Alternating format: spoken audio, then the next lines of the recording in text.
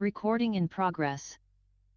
Welcome, everyone, to the Finance Committee meeting of Tuesday, October the 7th, 2025. I would like to call this meeting to order and acknowledge that we are gathered today on the traditional, ancestral, and unceded territory of the Totman Nation, as well as all Coast Salish First Nations on whose traditional territories we have the honor to live, including my home on Hwa'ete, also known as Liskiti Island.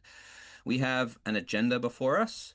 If anyone would like to make any changes to it, that now would be the time. Otherwise, I would look for a motion to adopt the agenda. Director Gisborne, adopting, seconded by Director Elliott. Is there any discussion on the agenda? Seeing none, I will call the question. All those in favor? None opposed, carried unanimously. We have minutes from September 9th, last meeting. Are there any changes or omissions anyone would like to move? And if there are none, would someone like to move adoption of the minutes? Director McCormick, seconded by Director Elliott. Is there discussion? Seeing none, I'll call the question. All those in favor? None opposed, carried unanimously. We have one delegation, Mr. Ringma, Senior Manager of Government Relations, BC Transit, regarding the 2026 to 2027 Transit Improvement Program. So, Mr. Ringma, you have I guess, a 10-minute presentation for us, and then we can have a round of questions, and then we will take it from there. Thank you. The floor is yours. Absolutely. Thank you, Chair Fall. Appreciate the opportunity to present again. Just going to try to share my screen here. I'm just going to promote this. And if I could just verbally get confirmation you can see my screen. Yes. Yeah. Okay, excellent. Thank you so much. So yes, Rob Ringma, I'm the Senior Manager of Government Relations for the South Coast region. Great to be here in front of Cassette Regional District Board again. Quick review of the agenda. Want to just give a quick update on the transit future service plan that we've been working on. Talk a little bit about the expansion update and then our transit expansion MOU, and then take any questions you may have. So, in regards to the service review, we've been working over the last year and a half to complete a wholesome review of the Powell River Regional Transit System that includes not only the city routes but also the rural routes 12, 13, and 14, and also some looking at the on-demand options currently within the city and opportunities to explore where we can help support in that way. What we've done, we're obviously engaged with community and key stakeholders. So this process is not only just kind of data based. So we look at all of our data, ridership data, bus stop, hot mapping, all of the data that we have access to. We also go out to the public and we do community engagement. So I'll talk a little bit about that. And in addition, we also look at stakeholders and do as much stakeholder engagement as we can, so we can really get a wholesome idea and understanding of where we are today with transit and where we really want to move to in the future. That would include things such as service improvements, infrastructure needs, any of those types of transit-related activities. In regards to the service review, so as I mentioned, we started with phase one. We did a survey, basically to just kind of get that initial learning of where people's perception of the transit system is and what some of their thoughts and hopes and dreams for transit would be. We followed it up with key stakeholder workshops. So we've been engaging a working group consisting of staff from the City of Powell River, Cathette Regional District, and Plum First Nation, as well as some other stakeholders. So they've been kind of informed through the whole process. And then in June of this year, we did two open houses locally, actually 2 days of open houses. I should say we did more than two open houses. We actually did about four different open houses in that 2 day period. And then a last survey based on some of the service designs options that we developed, just to make sure that we're on the right track and that the public is aligned or has any other comments that they want to make in terms of those improvements. That would include things such as service improvements. So, a couple things. I'll quickly go through this. It shows kind of some of the responses and responses in terms of the city routes, and then obviously the number 12 and the number 14, quote unquote, some of the rural paratransit routes. I don't think this comes as a surprise to anybody. More frequency. People are looking for more frequency on all the routes. They're looking for a little bit later frequency, so what we would call additional service span.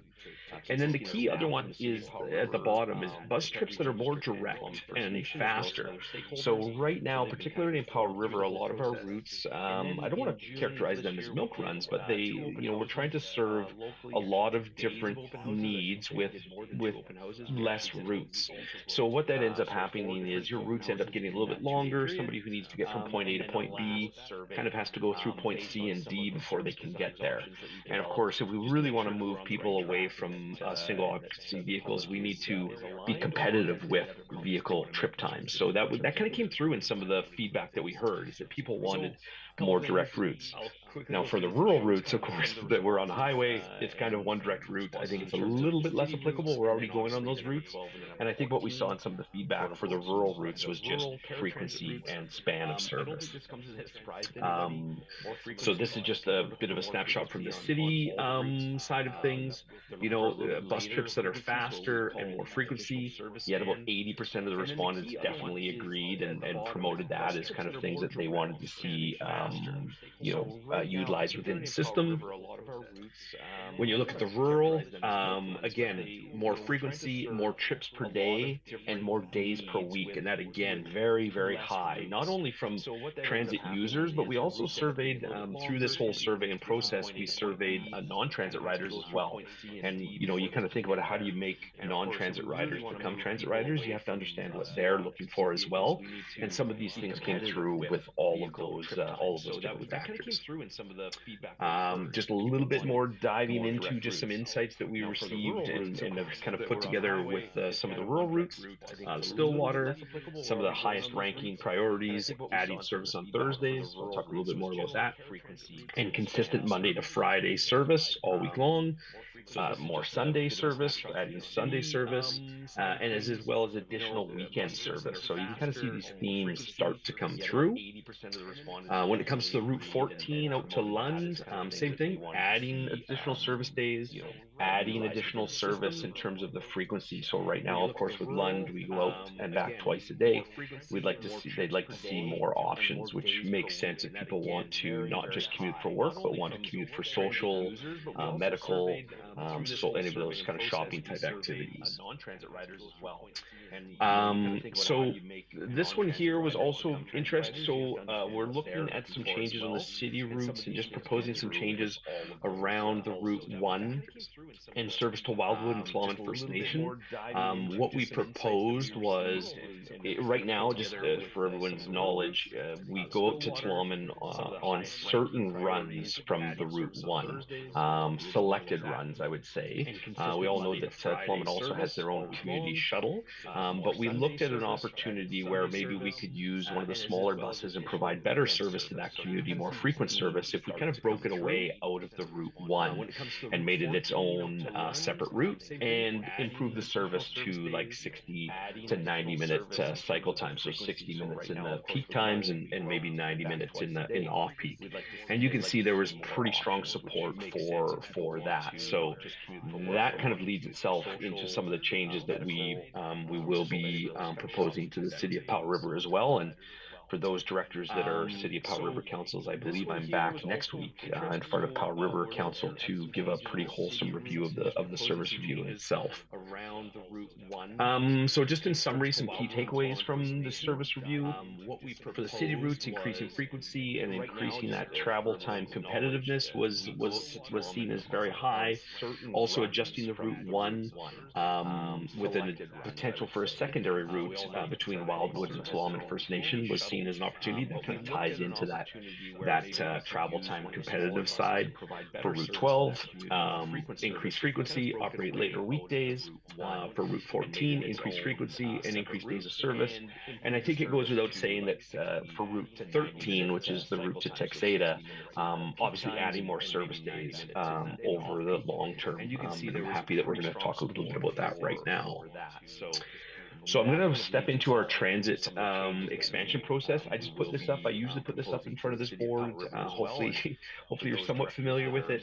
But how transit expansions work in the province is we work with staff. We work through these transit future service reviews. We look at planning documents. We look at key priorities within the regional district and the city. We work with staff to develop, using all that information to develop some proposals. We present those costed proposals to local governments, recognizing that local government pays for 53% of the cost of transit within your system. The province through BC Transit covers the other 47, and we get your approval and your alignment to those expansion priorities as well as the costs, and then we take them and we sum them up and we submit that to the province, and we look for provincial funding from the province, and then we kind of wait till they announce their budget to see what we can move forward with and what we cannot. The good news is last year we were approved for not only City of Powell River expansions, but also for the Cassette Regional District. The city expansion, again, one of the reasons why I'll be in front of council next week is to talk a little bit about some of those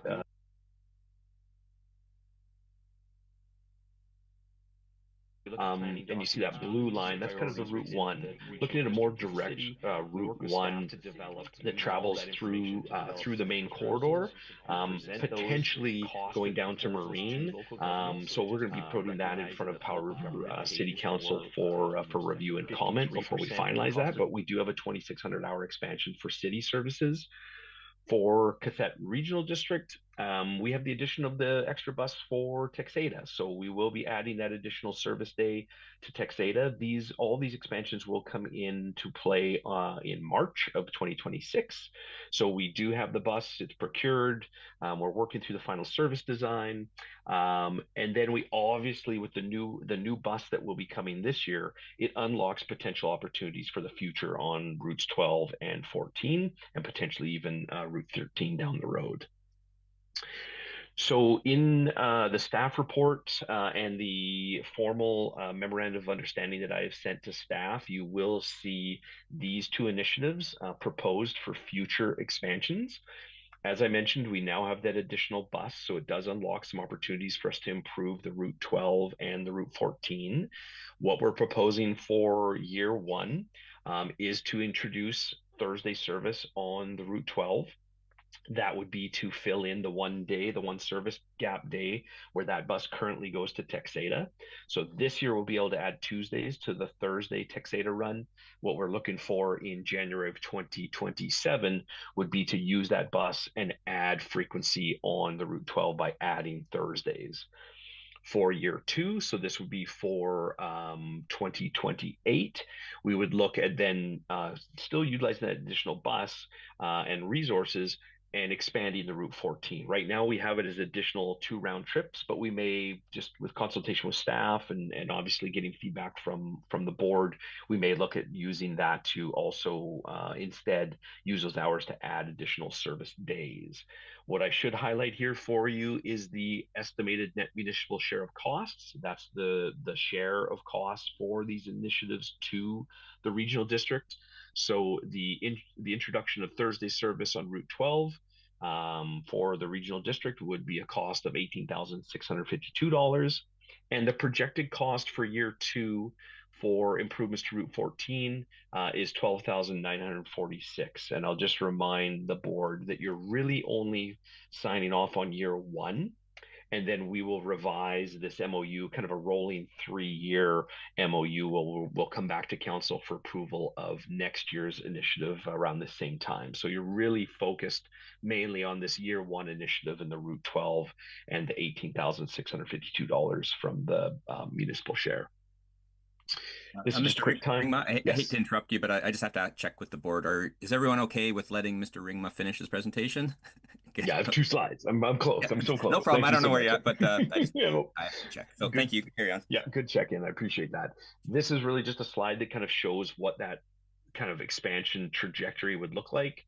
So this year, what we call year 0, we have the introduction of Tuesday service to Texada Island. That's approved in the queue. The bus is on its way.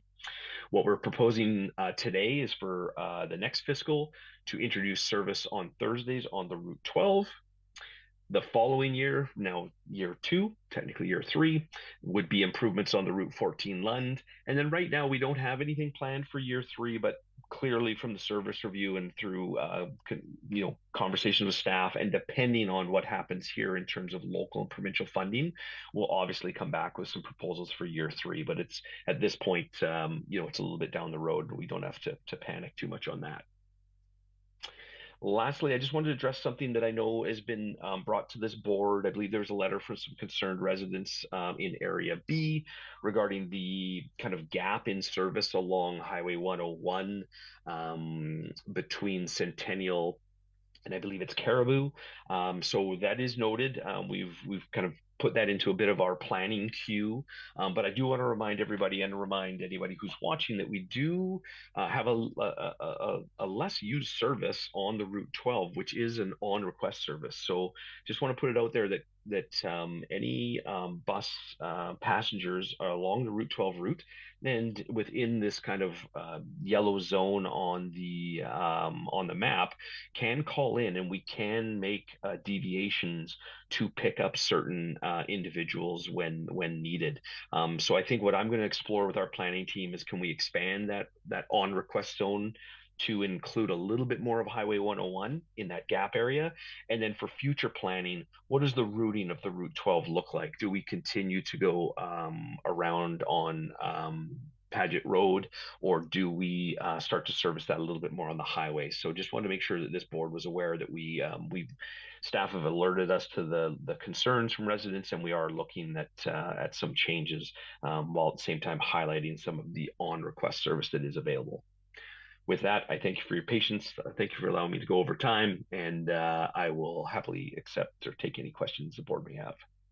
Thank you. Very good presentation. Is there questions? Director McCormick and then Director Elliott. Yeah, thank you, Chair. Rob, thank you very much for your presentation. I remember when you first talked about the expansion to Texada Island, and that was a number of years ago, and then every year we were talking about it. And it was finally last year that the province approved that expansion. Do you have any idea how long it will take for these proposals to be approved by the province? If it took Texada about 5 years to get approved, Route 13, Yeah. are we looking at, realistically, is it going to be next year, or are we looking a couple years down the road? Yeah, thank you, Director McCormick, for your question through the chair. So yes, very happy, and I know you are too as well, Director McCormick, to see that bus for Texada. It has been a work in progress. It has been made a priority by this board over those years as kind of the number one priority. What the gap was in the last 2 years was matching provincial funding to be able to implement that. So that did delay it longer than we would have liked to have seen. We're continuing to see unprecedented demand across the province for expansions. The province has been allocating expansion resources to BC Transit, but just not enough resources to cover all of the requests that we've received in the last several years. And I don't think that'll change for this year. We're already seeing through this process that I'm walking you through today, we're already seeing significant demand for transit expansion. So we're hopeful that the province will continue to fund transit and transit expansions that they have in the past. The technical answer to your question is that this addition of service for next year would be slated for May of 2027. Because it's not involving a bus, we can actually implement it a little bit sooner than expansions where we need a bus. We will hear from the province in around February of March of 2026 on whether or not that could be implemented. And I apologize, I just misspoke. This is for fiscal 26-27. So we'd be actually looking to implement those changes sometime in 2026 if we did get approval from the province in the spring.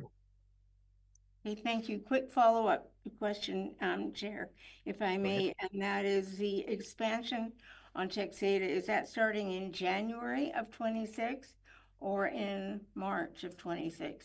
People We have will been be, asking me. yeah. So due to bus procurement timelines, we will be implementing that change in March. March. And it will also coincide with a much larger change within the Powell River transit system. I mentioned that 2,600 hour expansion. What we're basically going to do is line up all of those expansions in the region in one change. So it'll be one change to the rider's guide, one communication that can go out to the public, and just streamline that somewhat so there's less confusion by the public. Thank you. Director Elliott and then Director Gisborne. Thank you, Chair. Just a couple of questions. The first one is there anything in the survey that helped with data around on-demand transit? And our Zunga bus is phasing out in December, but I was hoping that maybe some of the survey might have covered information about how people saw that service. Yes, thank you, Director Elliott. Through the chair, we definitely broached the on-demand questions within the service review.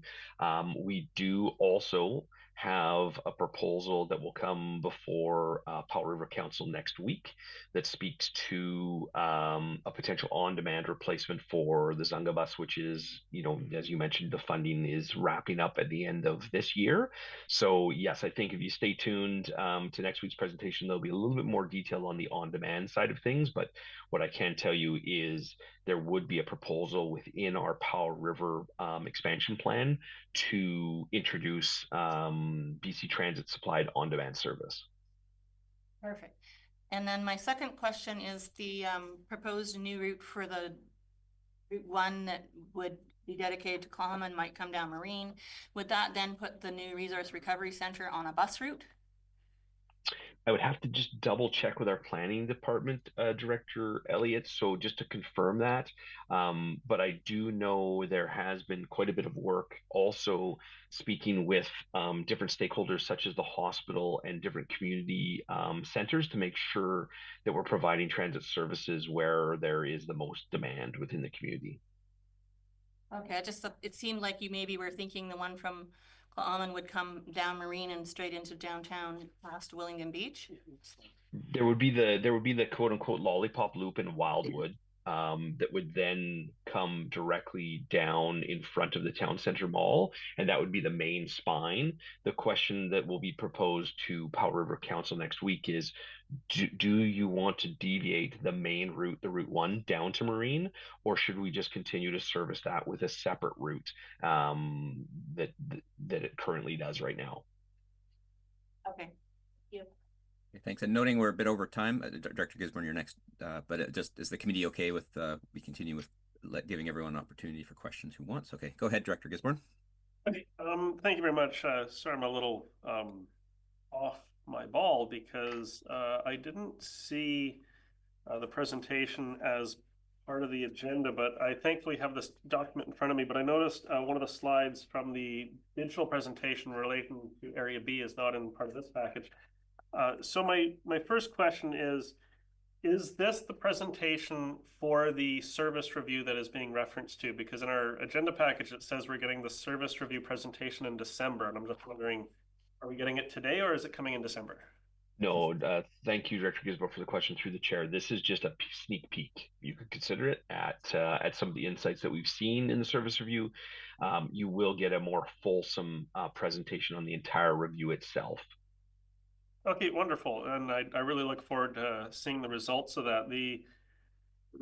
My next question, and I'm really grateful you actually brought up the issue along Highway 101 in Area B, because in Area B's official community plan, that area is designated mixed-use commercial and low-density suburban neighborhoods. Right now, the bus goes down Pageant Road, which is designated as country agricultural production. And so what I actually noticed is, and if you take into account Nootka Street as well, Nootka gets no transit service. And for the densified area along the highway from essentially Caribou or Rifle Range Road, which is the boundary for Area B, essentially all the way to Myrtle Rocks, there's no service. There is the transit on demand where someone can call in 24 hours in advance and they will maybe get to them if it's available. But there's also areas where it's outside of that yellow shaded area, closer towards the city. And, you know, as we've got some correspondence, and I've been hearing for years about why is it that the most densely populated portion of Area B doesn't get any transit service? And some residents are going, well, if I'm not getting the service, why should I be paying for it? So I see that you guys are doing a service review. But I'm getting some calls and saying like, hey, why don't we adjust our service area and just not even pay for it? So how does that get fixed? How do we get service for where we got the densely populated area in Area B? Yeah, absolutely. Thank you, Director Gisborne, for the question. Through the chair, this is all great information and things that our planning team has really dove into during this service review process. Official community plans, densification, all of those things. You know, what we need to recognize is we haven't done a wholesale change to the Powell River Transit System in over 30 years. So it was long overdue, and things have changed. And you know, and as I mentioned before, I try to keep my eye on some of the kind of political pieces, the feedback from constituents that I see coming through the board, and try to add those into the mix in terms of where we need to look to make changes. So I could go on and on about service changes, but I think at the end of the day, this is all the kind of information that we need in order to work with the regional district and the city of Powell River to optimize the transit system. What I will say is we did notice that there is quite a bit of demand for transit service to the airport and to the mobile home park that's near the airport. Can we service that more with the city route? How can we then maybe transition some of our service onto Highway 101 with the Route 12, recognizing that we don't want to leave a complete gap on Paget Road, but maybe that can be covered off with some on-demand service or some on-request service. So I think all of those things are definitely in the discussion right now in terms of how to make those changes.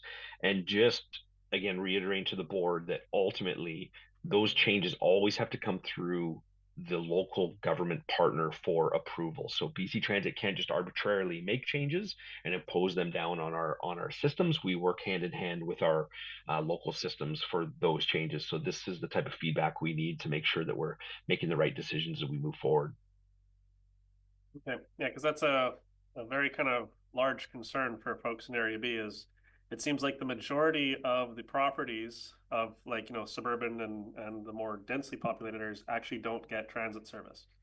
So yes, I know we see improving transit service, but it's difficult to improve a service when you're not. It doesn't exist. 100%. Thank you, Director Gisborne. Thank you for that. I see Director Lennox. Yeah, thanks, Chair. Thanks, Mr. Ringma. Just you've tried to explain to us sort of the iterations of year after year and the MOUs, and that we're really looking at year one. So focusing on that, another comment you made is if the board were to move ahead with this, as BC Transit committed to that first year funding, I thought what you said is they still haven't actually confirmed their funding. And I guess what I'd add is at UBCM, what did we hear loud and clear? That provincial coffers are bare, and our debt servicing is rising at a vertical angle. And so, you know, that looking ahead, what are our likelihoods of getting that support, looking towards Lund, looking towards Texada or anywhere else? Yeah, thank you, Director Lennox, for the question through the chair. So just to clarify, the way the BC Transit Act works is we need, number one, we need approval from local government for the cost of said transit expansion. Once we have that, we sum up all of those MOUs, all of those requests for transit service, approved local transit requests. We sum those all up, and then we make our budget request to the province. So that's a separate process. We take our what we call our core service plan, which is, you know, the service that we currently provide. We ask for our budget to cover that, and then we ask for quote unquote an expansion budget that aligns with local government approved requests, and then we wait for the province to table their budget. In the last 2 years, the demand for transit expansions has outstripped the amount of resources that we've been provided. Then we have an evaluation process that we need to go through. You have mentioned about the province and kind of their fiscal situation. I can't speak to that. I think everybody, who was at UBCM probably got a general feeling of where that's at. But BC Transit just needs to continue with our processes, make sure that we're showing the province that there is demand and desire for transit expansions across the province, and continue to advocate for a share of the provincial funds that are required to implement those expansions. If we do not get the provincial expansion, and Director McCormick kind of hit on this, then really we then come back again the next year. But usually what happens is the year one initiative, if it's still important, it stays the year one initiative, and we just reapply year after year, which is, to Director McCormick's point, why it took us about 3 to 4 years to get the Take Theta expansion fully approved on both sides. Thank you for that. That's exactly where, his first term watching Texada's efforts and where it seems like we're there. And then now we're into the next iteration. Thanks. Yeah, and it's been to no lack of support for transit from this board, would be my one comment. Well, thank you, Mr. Ringma. Looks like we've gone through question period, but thank you for the presentation. It was really good. And since I'm attending remotely, I assume that you sent a PDF of the presentation, since the other directors I have sent the staff, and they can email that to all the directors if you don't have an electronic copy, for sure. That's great. Thank you very much, and have a good day. Thank you. Thank you for the opportunity. Have a good day. Okay, so we're on to the next item on our agenda, is all the way down to reports. And item 8.1 is the 2025 Regional District Audit Service Plan, which is pretty straightforward. I don't, if Ms. Greenan's on the call, so I guess I can open it up for questions if anyone has about the item. And if I don't see any, then maybe someone might wish to make a motion. Director Brander, motion. Sure. Okay, is there a seconder for it? Director Gisborne, is there discussion on this item? It's pretty straightforward. Seeing none, I will call the question. All those in favor? None opposed, carried unanimously. Okay, item 8.2 is the 2026 Community Wood Smoke Reduction Program Grant application, with a recommendation that the committee recommend to the board that the board direct staff to apply for funding from the Provincial Community Work Smoke Reduction Program for 2026, and that $15,000 be included in the 2026 Solid Waste Management Service Budget for development of program materials, advertising, and program oversight. I see Mr. Devereaux on the call if there's questions, but Director Lennox and then Director McCormick. Well, thanks, Chair. And it probably is for Mr. Devereaux. I'm just reading the different options. Maybe correct me if I'm wrong, that we have an existing amount of funds. I think it's $10,000. We have existing applications. But if we don't apply to the grant application, that fund will eventually dwindle and we'll have nothing to proceed ahead. Is that a correct assumption? And the reason I ask is because the first option is to apply for the funding. Makes sense. But then there's an additional ask of $15,000 to be added into the service budget. And I don't see that ask for applying for the funding in any of the other options without the $15,000. So just hoping for some clarification. Thanks. Thank you. And I see the reports by Mr. Cohenhoven. I don't know if he's in the room, but Mr. Devereaux has his hand up. So go ahead, Mr. Devereaux. Yes, Chair. Mr. Cohenhoven is not available today. He's traveling, and I will be taking all the questions for his reports. Excellent. More or less correct there, Director Lennox. There is money left in that fund as such, and we would like, as I say, to apply for it again for funding, but the province has come out and said that they are going to concentrate on the red zone areas of the province. So think somewhere like Prince George, in a bowl surrounded by hills, and then a big inversion in the winter, right?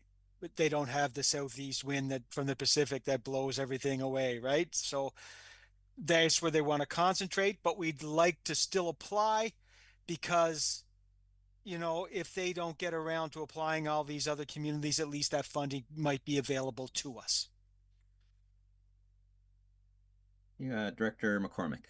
Yeah, thank you, Chair. I actually put my hand up to move the recommendation Very good. which I would like to do. And if it's seconded, I do have a comment to make about it. Is our seconder, Director Elliott? Okay, go ahead, Director McCormick. Thank you. I'm particularly glad to see the extra $15,000 included for basically advertising and promotion. We've seen complaints at this table regarding people who are burning things inappropriately and creating, a noxious air situation. Already, when you go walking around the villages of Gillies Bay and Bonanda, you can smell the wood smoke in the air. So a program that is going to help reduce, the amount of particulate matter that goes, into the air is definitely to be applauded. And so I'm very glad the education piece is in there so that we can keep reminding people what is appropriate to burn and what isn't appropriate to burn. I think sometimes people need to be reminded of that. So and I definitely support the recommendation. Thank you. Thank you, Director Gisborne, then Director Elliott, and then I'll add myself. Oh, thank you. So I guess my first question is, so the motion on the floor is to apply for the grant and allocate $15,000 in the solid waste management service. I believe that's what's happening. But we've also heard that the province might be clawing, or most likely is clawing back on grants.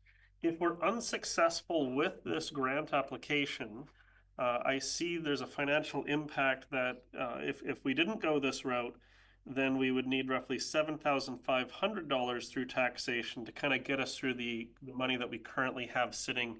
I'm seeing a nod from Mr. Devereaux. So I guess my assumption is, if we're not successful with the grant, then I guess we automatically switch to option 2, and then we wouldn't need 15,000. We would only need 7,500, or would we need like more clear directions from the board of, if we're not successful, then do something else.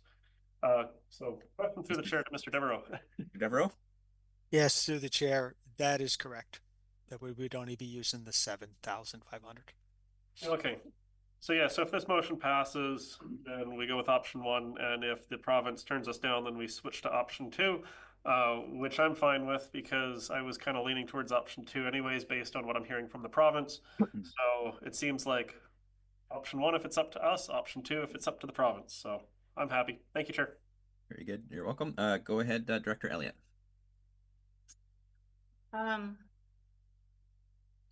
So the 15,000 is not to cover rebates, it is to cover educational materials that we distribute and promoting the rebate program, or is it both?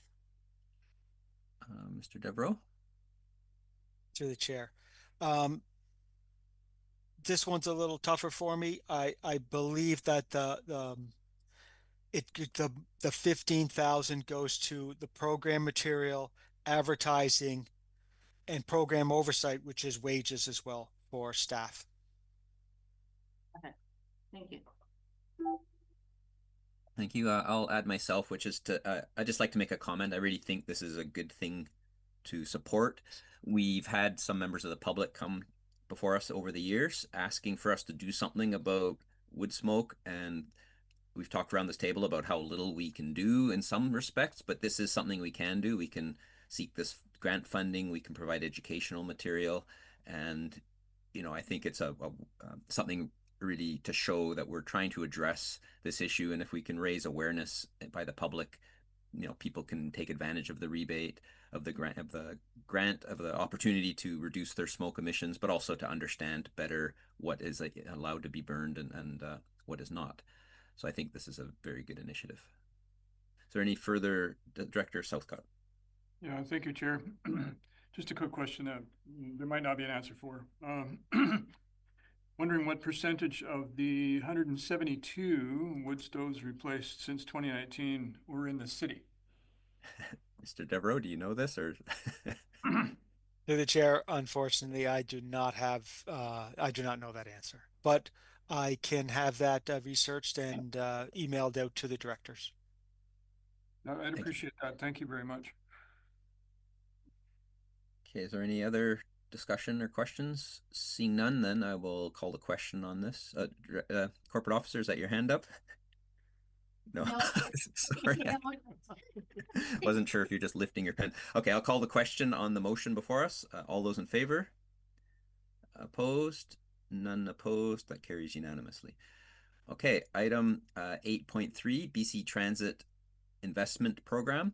And the recommendation is that the committee recommend to the board that the board authorize the chair and CAO to sign the 3-year transit expansion letter that we just saw presented, the 2026-2027 to 2028-2029, and that the committee recommend to the board that the board direct staff to include the funding for the expansion in the 2026 to 2030 financial plan.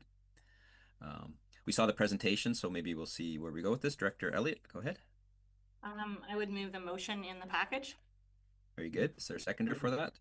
Director Southcott, is there any discussion on this item? Director Gisborne? Yeah, this one gave me a bit of trouble. I'm really grateful for Mr. Ringma to come in here and give us like the preliminary service review. But reading the package, we're going to be getting the full service review in December. And I think there's going to be a lot of information in there related to the priorities of the community and also our priorities as well. And, you know, we got the correspondence from members of the public in Area B. And well, we did hear Mr. Ringma say that, you know, hey, you know, we can sign this and then like we'll kind of reassess it each year. But the motion is that we sign the 3-year transit expansion plan. And to me, that's a bit troubling because so much of Area B isn't even covered by transit. And in the 3-year agreement, there is no plan to provide service. There's no commitment to provide service to a significant portion of Area B.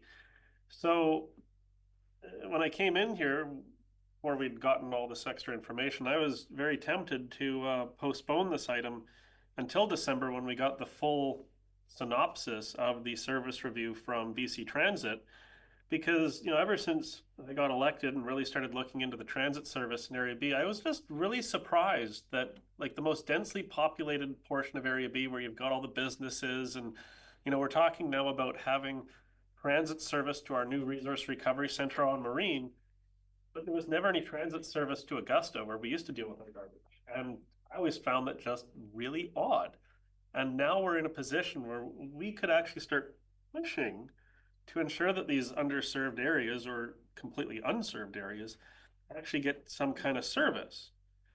And that's kind of the direction I would like to go before signing a 3-year agreement, which, you know, we hear that, yes, we should be doing this, updating it each year on the new changes, but in the plan, it's essentially saying, yeah, we'll have a few extra trips on some of the runs and that's it. And I don't think that actually aligns with our priorities to make sure that people have access to transit. I'm kind of torn, Chair. Thank you, Director Gisborne. Is there Director Elliott? Thank you.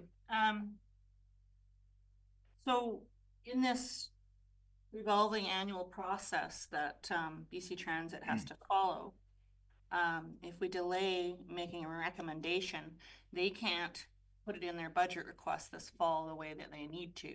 And so you would guarantee no approval until another year goes down the road. And so there's an opportunity to make improvements each year at this time as far as what we're prepared to commit to. And so it's a 3-year rolling, so 3-year changeable in the sense that we can add things, but they need commitments from us for the improvements that they're putting forward in the budget so that they can actually put them in the budget. So what you're saying is you don't think this is enough. I think we work on that for the next window because we can't hold up the Texada Islands expansion or anything else that we're trying to improve in order to get all the improvements into the same letter. So I'm speaking in favor of the motion and also completely understand that there are unserviced areas that we need to continue to work on. And continuous improvement is the goal. We would, you know, get our ducks in a row to try and have that improvement maybe in the next year's letter. Thank you for that. That's how I understand the process anyways. Director McCormick. Thank you, Chair. I'd like to first express appreciation to this board for supporting the Texada expansion project and supporting it again the next year and again the next year until finally it was approved. So I really appreciate the commitment of the board in doing that, and I'm willing to support expansion to any areas of our region that need to be expanded to. So I have no problem with the recommendation, in that it will get us in the door for the funding and budget process. But I also hear what Director Gisborne is saying, and there is an element of fairness in that if you're not getting any benefit at all, you know, it makes taxpayers rather reluctant about paying the taxes. And so I totally get where you're going with that. So we need to have a process to address the other underserved areas. We didn't choose the two expansion areas that they're proposing. They are proposing those two based on surveys that they've done. And I guess when we get the more detailed information, we'll get the more detailed results of the surveys, etc. But we need to be able to address the underserved areas so that it is truly going to, you know, serve everyone appropriately. So in a convoluted way, I support the recommendation, but I also support perhaps somewhere that you know, an amendment that asks them to look at underserved areas within the region for consideration for future expansion projects. So I could make that as an amendment if. I think Director Lennox, or you might have something. Okay, all right, then I'll just throw that out there. Thank you. Okay, thanks. Director Lennox. Yeah, thanks, Sharon. I appreciate the other directors' comments. I would be prepared if Director McCormick or others have an amendment. I do agree. I'm a little uncomfortable, I gotta say, when trying to make, especially like longer term planning, a 3-year MOU based, and we haven't received the actual report. So it's I appreciate the primer. I think I understand, and if we don't kind of make some type of a commitment, then we're outside of the queue, as it were. But to go through the effort of doing a service review, we need that data, and it might be illustrative and illuminative of other areas, including, I also agree on this lack of grief point, we'll call it, to the valley on marine service. And they've identified it in the review in a certain way, so therefore it is a thing. And so I'd like to flush that out more and not lose sight of that. And let's be honest, we're also talking about increasing taxation on our residents for these services. So I'd like to just, like I say, it would have been nice to have the fulsome report so that we could look at all the data. You know, I'm prepared to support the effort so that we make sure we move ahead, but I don't want to lose sight of that gap that we have. So I just wanted to add that. Thanks. I'll add my name on there. And what I would actually, first of all, you know, I hear what Director Gisborne's saying. What I would actually suggest is a notice of motion, and we can, you know, we have till December. What I think would be a really useful process would be to pass this, because it's a rolling, even though it's a 3-year commitment, it's still a rolling 1-year commitment. What we're committing to is to basically standing behind the expansion to Texada, which we've been consistent with, and eventually they listen to. So I think if we found a process where we could identify through our means, our procedures, places that we want BC Transit to serve, and if we, you know, backed this area of Grief Point, then that could be a consistent messaging that we transmit. And I think finding a good way to do that, I think crafting a motion right now may not be the best. I think it may be, you know, there's no urgency. I think we need to communicate to this to BC Transit during or prior to the December service review, maybe even sending a letter to them ahead of time at the next meeting in November.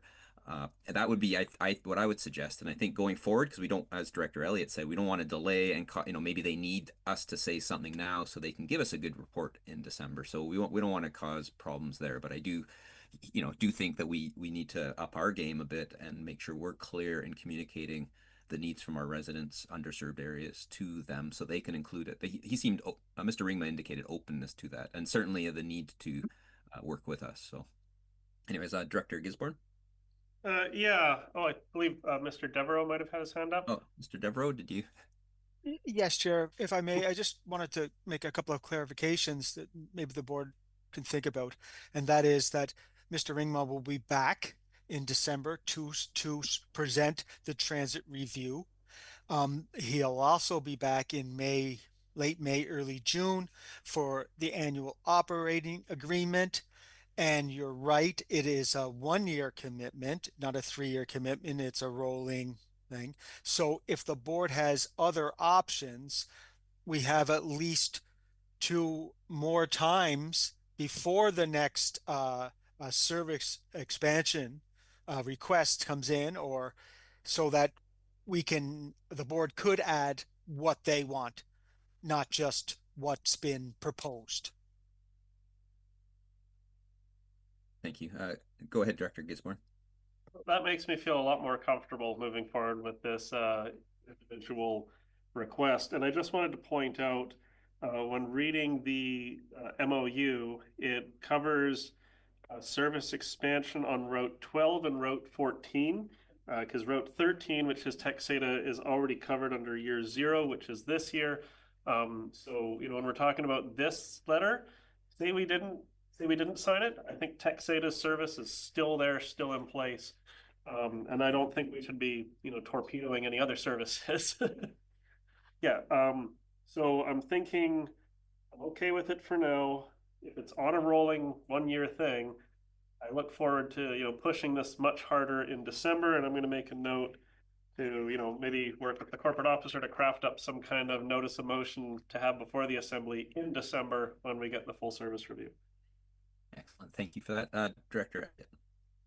I realize it's my second time, and I probably should have asked this question of Mr. Ringma when he was here, but it occurs to me that the other area that we almost always talk about when he's here is the connection of transport to Vancouver and having in the lower Sunshine Coast a bus that meets the ferry to get over to Gibson's, and that whole route to get to Sultry Bay is underutilized because of the lack of the connection all the way along the line.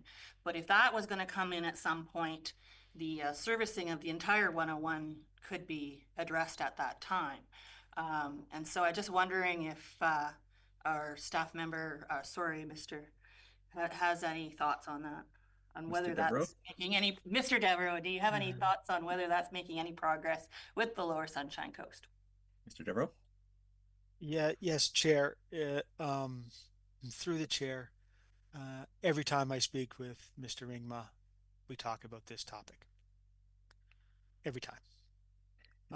It is, it's one thing that I get from the community. It is probably the number 2 request, anecdotally that I get, answering my phone here. The number 1 request is 5 days a week on the Stillwater run. That is the most requested item because there are a lot of people that take the bus to go to work in the morning and they can't get there on Thursdays because there's no bus. So, but I'm sorry, I'm regressing a little bit there, but to go back to Sunshine Coast has to be convinced. It's their bus service down there. They have pressure on that corridor from West Seashelt to Langdale. People want to take that bus to get on the ferry. And until that pressure is released or relieved, they're not going to add that bus to go to Earls Cove because they just have too many of their own residents screaming for more bus service to the ferry in their heavily populated areas. Thank you, Chair. Okay, you're welcome. Thank you for that. So I guess we've asked lots of questions, lots of debate. I think we're ready for the vote. So the motion is as in the agenda. I will now call the question on the motion. All those in favor? Opposed? None opposed? Carried unanimously. Very good. Now we're on to the big item of the day, I would expect. which is item 8.4, Community Works Fund Allocation. There's a motion in the agenda, but I wouldn't call it a recommendation so much as something we referred to staff, and the staff have brought back to us. Just to refresh from where we are at from the September 9th Finance Committee meeting, which got quite convoluted. We had a three-part motion on the table. The first clause was then split from the second and third clauses. The first clause related to the current Community Works Fund balance of funds from 2025 and was to recommend allocating the unallocated opening balance to each electoral area based on population. After a lot of discussion, this motion was referred back to staff, resulting in the report before us. The second and third clauses of the original motion related to future Community Works Fund spending allocations and the policy changes, which were carried at that meeting and are in our board meeting agenda for later today. Any proposed changes to that recommendation would best be done at that board meeting. It's not impossible today, but I think it's at this meeting, but it would seem more appropriate since they're already on the agenda. In addition, during the discussions in September, Director Gisborne made a notice of motion regarding some recommendation he proposed from last December.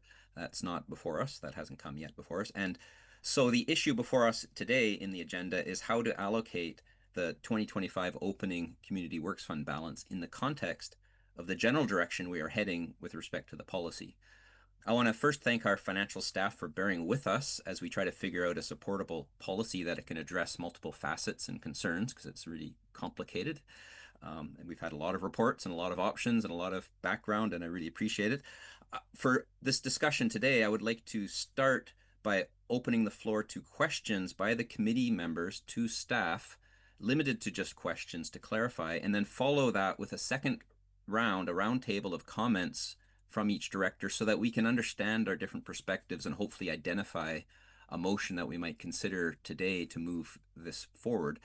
So in this first step, I request that members just keep it to questions for clarification from staff based on clarifying the information before us before we get into expressing our perspectives and opinions.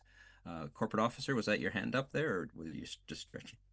I was just actually going to ask, did you want a time limit or anything for question periods, or did you guys want to be reminded? Maybe, well, I think for the questions, I think we should keep the questions very brief. And then when we do the comments, maybe we give 10 minutes and then we can review whether that's enough.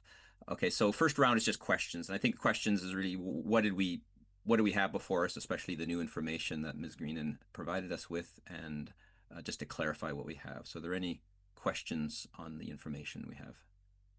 And I don't see anyone running to the punch, so this section will be very brief. I don't have any questions. It was very clear. Thank you, Ms. Greenan. We asked for more and we got more, and it was very helpful to wrap our minds around. And so now I would like to offer a round of comments to help us identify a motion that may be supported. This isn't to debate each other, but rather to allow you to express the direction you think we should go. Please try to focus on the item in the agenda regarding the allocation of the unallocated funds.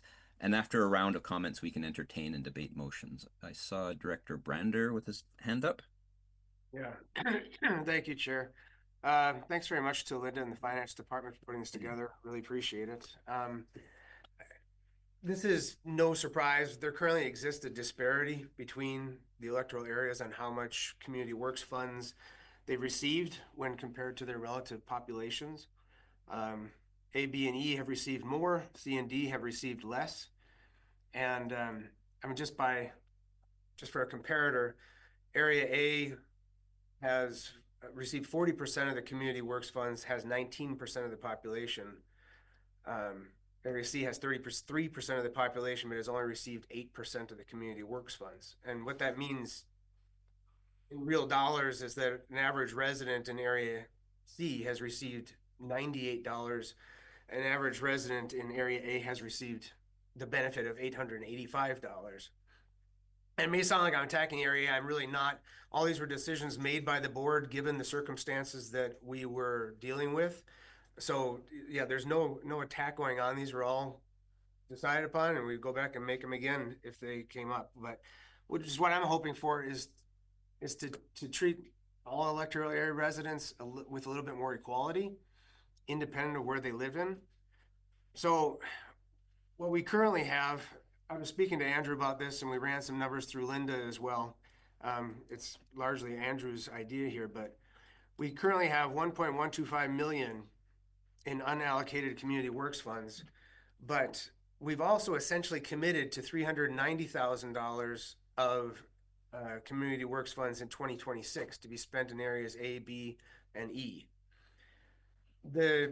The options that were presented in the report put some of the electoral areas in a deficit. That was never what I had intended. I wouldn't stand behind or promote anything like that. But you know, after speaking with Andrew and Ms. Greenan, I should say, we looked at the 1.125 million and then the 390,000 that we've essentially committed to these electoral areas. And if we subtract the 390 from the 1.125, so we stand behind those prior commitments and go forward with them, that still leaves us with roughly $735,000.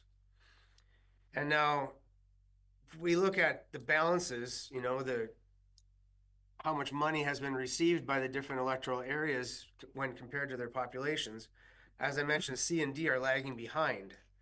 So I'd like to propose that the remaining money left over be distributed to areas C and D to just try bring things more into balance. It still won't bring things into balance. You know, the areas that have received more will still have received more. It's just areas C and D will be lifted up a bit. And I understand Ms. Greenan has some of the numbers just to show how it will bring things more into line. And I don't know if she could share those with us right now. Ms. Greenan? This is just to give you guys another option. Something to think Thank about. you, Chair. Through the chair. Yes, I'd like to share my screen.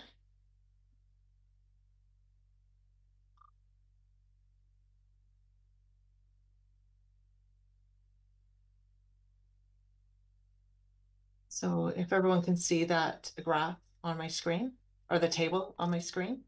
Yep. Okay. So what we talked about was, you know, there is what this table shows. Look at the first table. That is the historical spend for the electoral areas only. So the allocations to date, there's been 2.79 million spent to date. And what that means is there's 40% of the funds was spent through to electoral area A, 30% in electoral area B, 8% in electoral area C, and 11% in electoral area D, and 11% in electoral area E. So there's a disparity between the amount of funding that was spent compared to the representative share of population in each of those areas. So the next graph shows if we were to, instead of allocating the 1.125 million out, would be to only allocate 735,805 of it out. And that would bring us, it would bring the electoral areas, they won't match the portion of the electoral area population, but it does at least bring electoral area C and D closer to the to the target revised EA spend. So if we were to allocate that $735,000, for example, if we gave 635,000 of it to electoral area C, 100,805 of it to electoral area D, that would bring electoral area C to a 30% share of the spend, where the target is really to have a 33% share of the spend. And electoral area D would be then at 14% of the spend, where the target is 17%. So C and D would still, they would be 3% off of their target spend, whereas the other areas are all above their target spend, if you look at it based on population.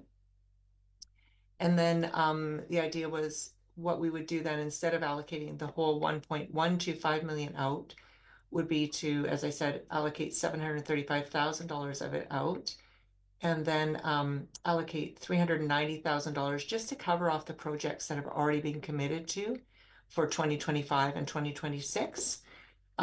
So we have $50,000 planned spend, 25,000 of it from area B, and 25,000 from area A.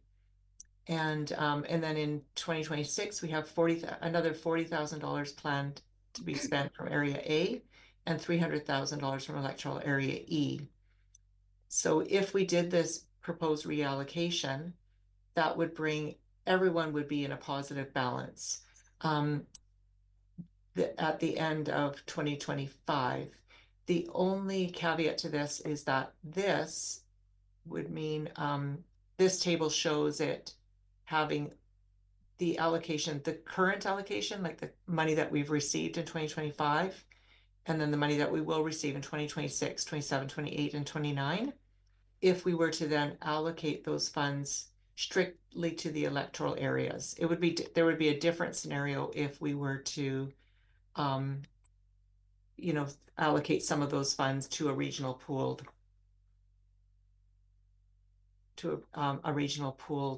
fund.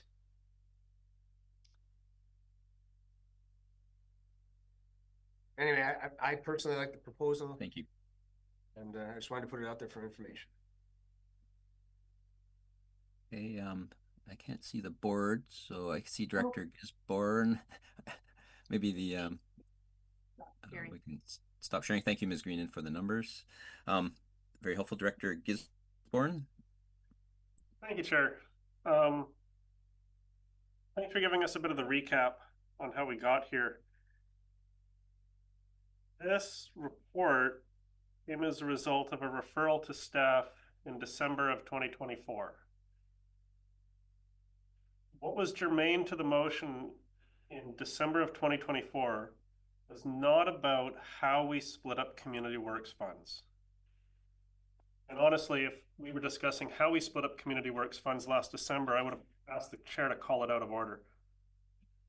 The motion that started this whole thing was who ends up being the ones voting on this? How does it actually get to the board and how does it get approved? And a huge thanks to Linda Green, Manager of Financial Services. 130 pages is this report. 130 pages. We used to have a report, we used to have a policy, 1 page. That it was up to the electoral area directors. We had a committee which facilitated that. In this report, we have comparisons from other regional districts. On page 102 of 104, does the full board or EA directors decide on use of the funds? 1, electoral area directors only at the board level. 2, electoral area directors review and evaluate proposals and make recommendations to the board, so on and so forth.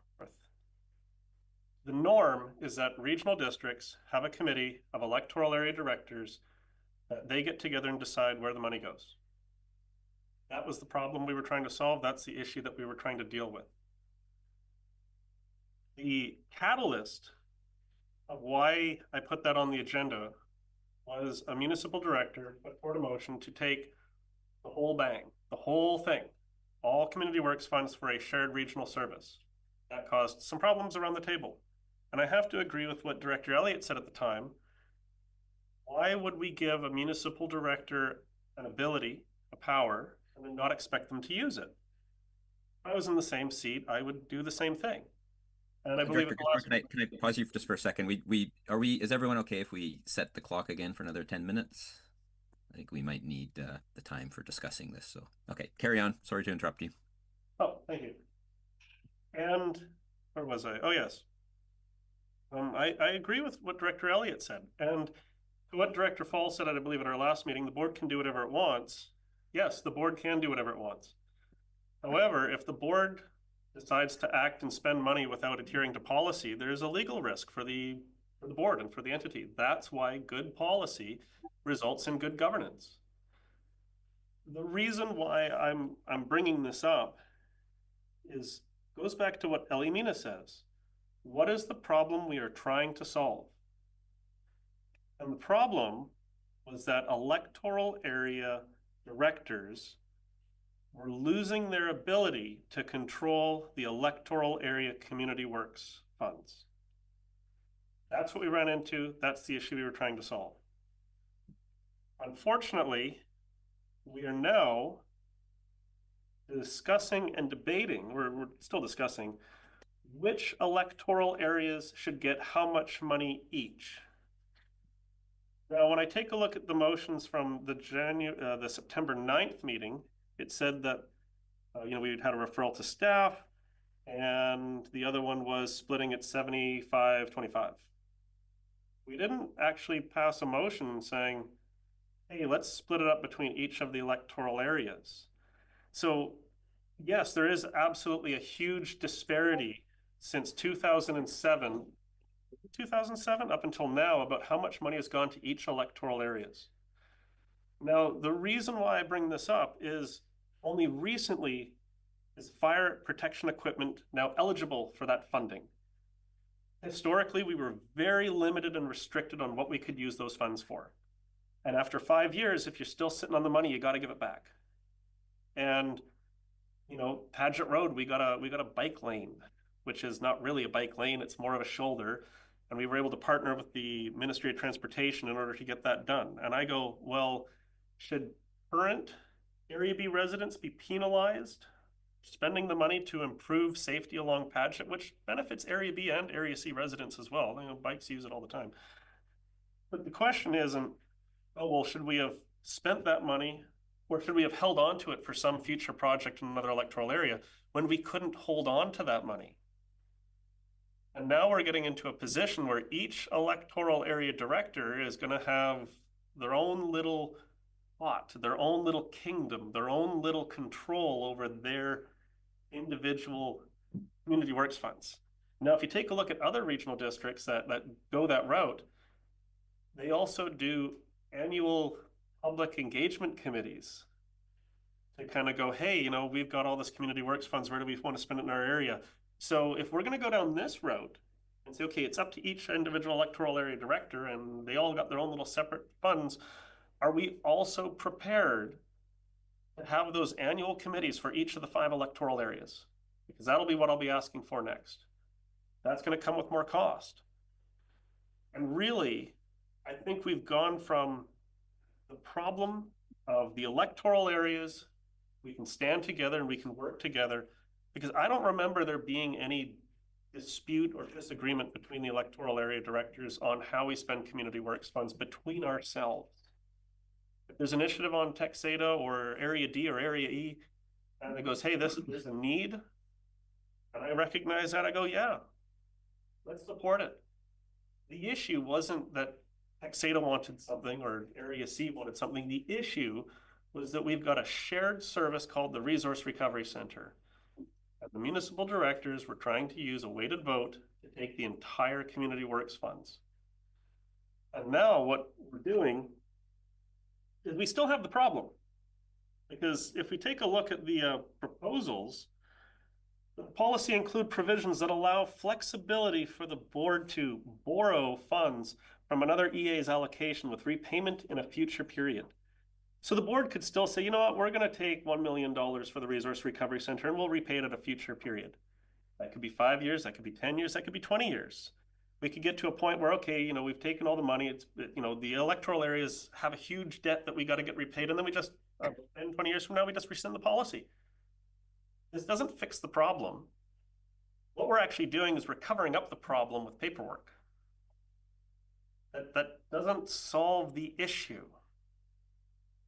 And we're just making it more complicated. And I don't think we need to.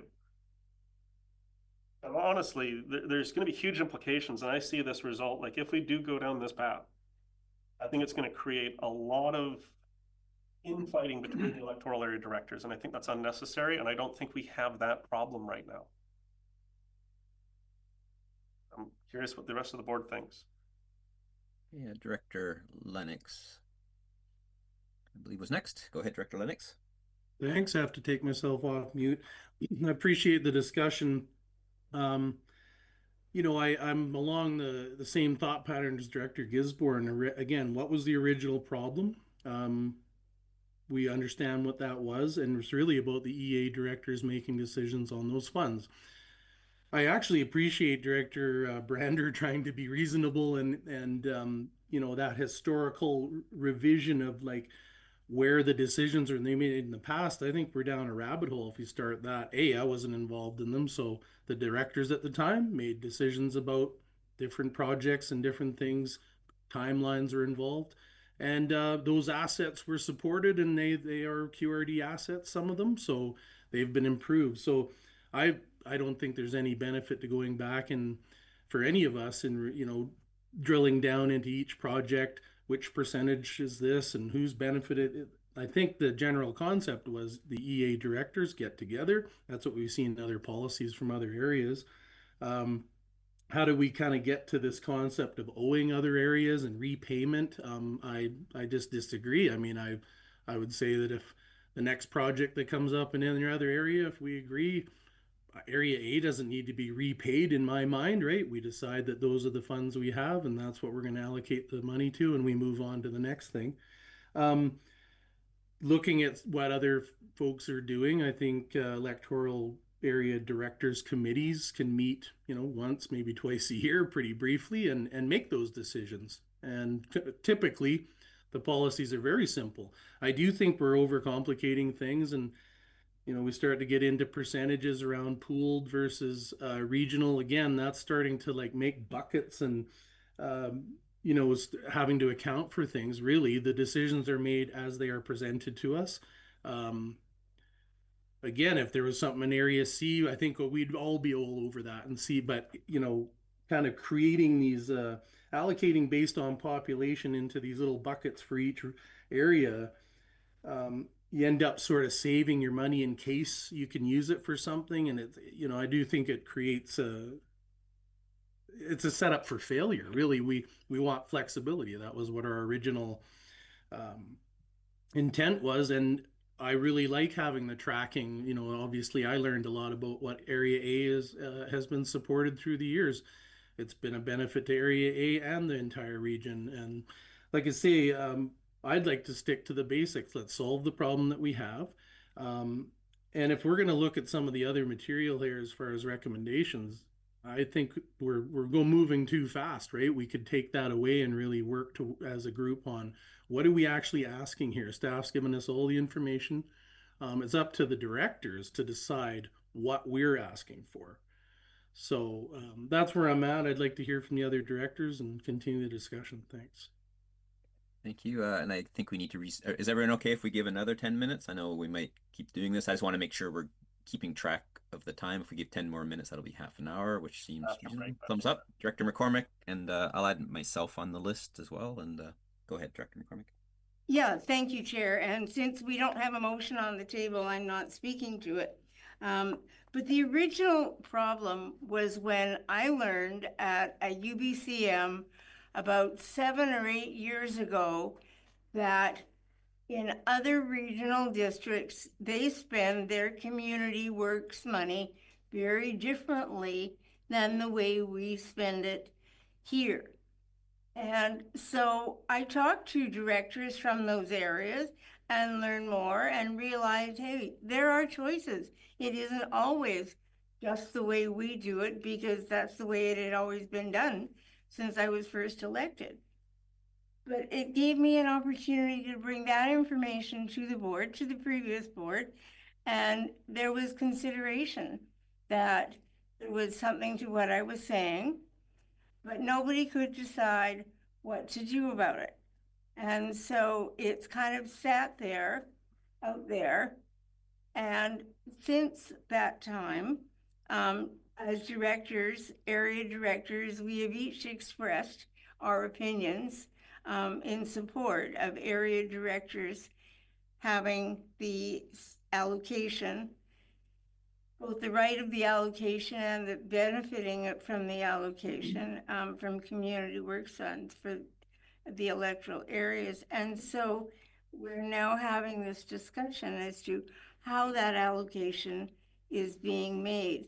Now, I have no problem with the recommendation that is in our agenda, but I like where Director Brander is going, because that strikes me as balancing the equity using population as a way to go forward once that is sorted out during the course of the next, say, year or two. So I'm kind of open to those options. And I'm just very pleased that we are having this discussion. I don't know, when you look at all of the different ways that the other regional districts approve of the decisions of the electoral areas, most of them are made by the full board. And the issue that was the cause for me to support getting rid of the Rural Services Committee was when a city director, Director Leishman, came to me during, I think it was a board meeting, and said, we don't have the right to discuss the issues on rural services because we're not part of the Rural Services Committee, yet we are still expected to vote on these issues. And that was the trigger for me that said, okay, then those issues need to go to committee of the whole then, if that is so. And since that time, that is the way it has happened. So you want a little history, that's the history of it.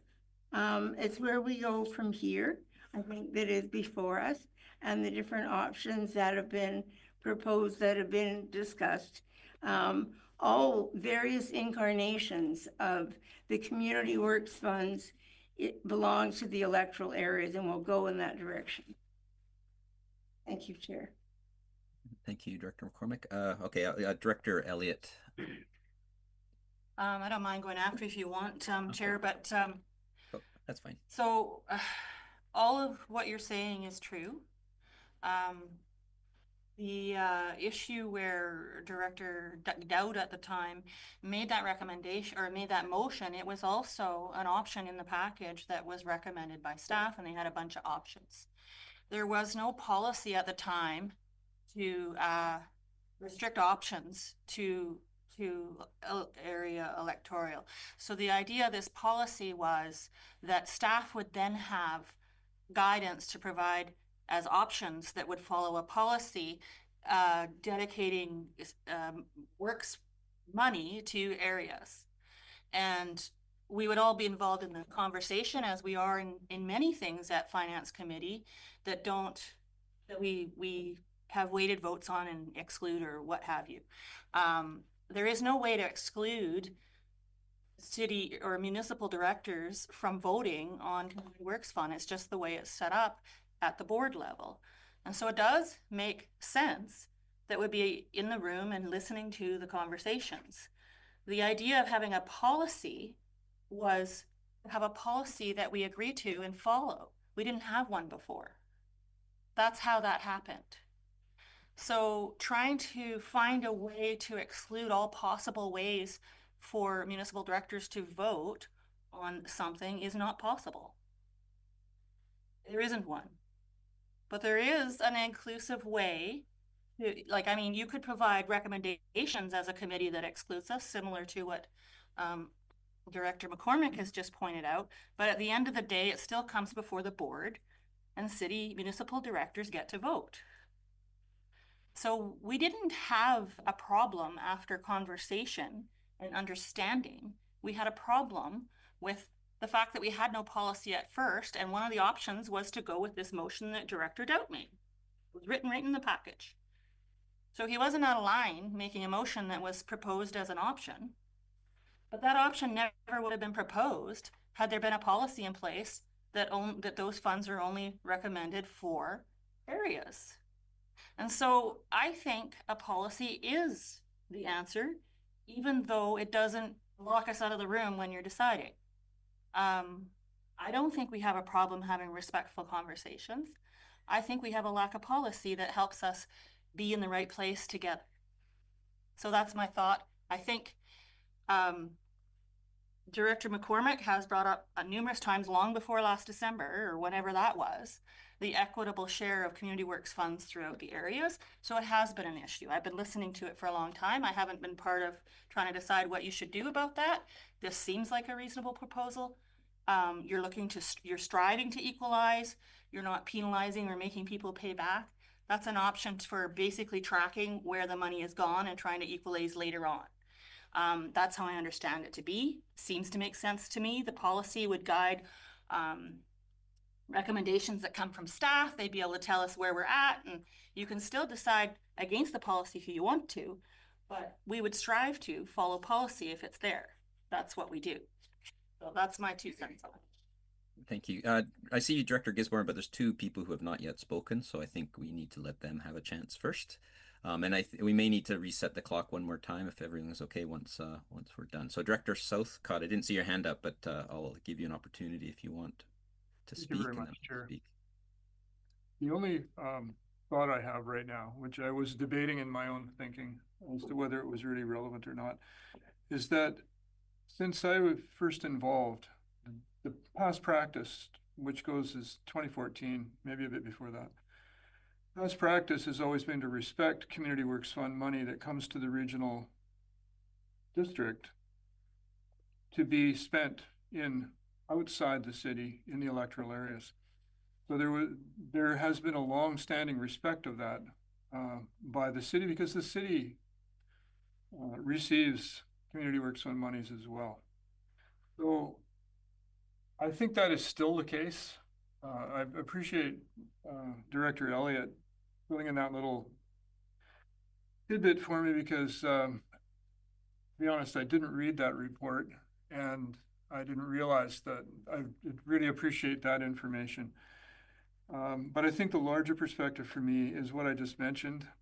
I see no reason to change that perspective from my standpoint. The only thought that I really have that's very strong in my mind is I wish the city was in such a position fiscally as to be having the kind of conversation that is going on around this table right now. Thank you.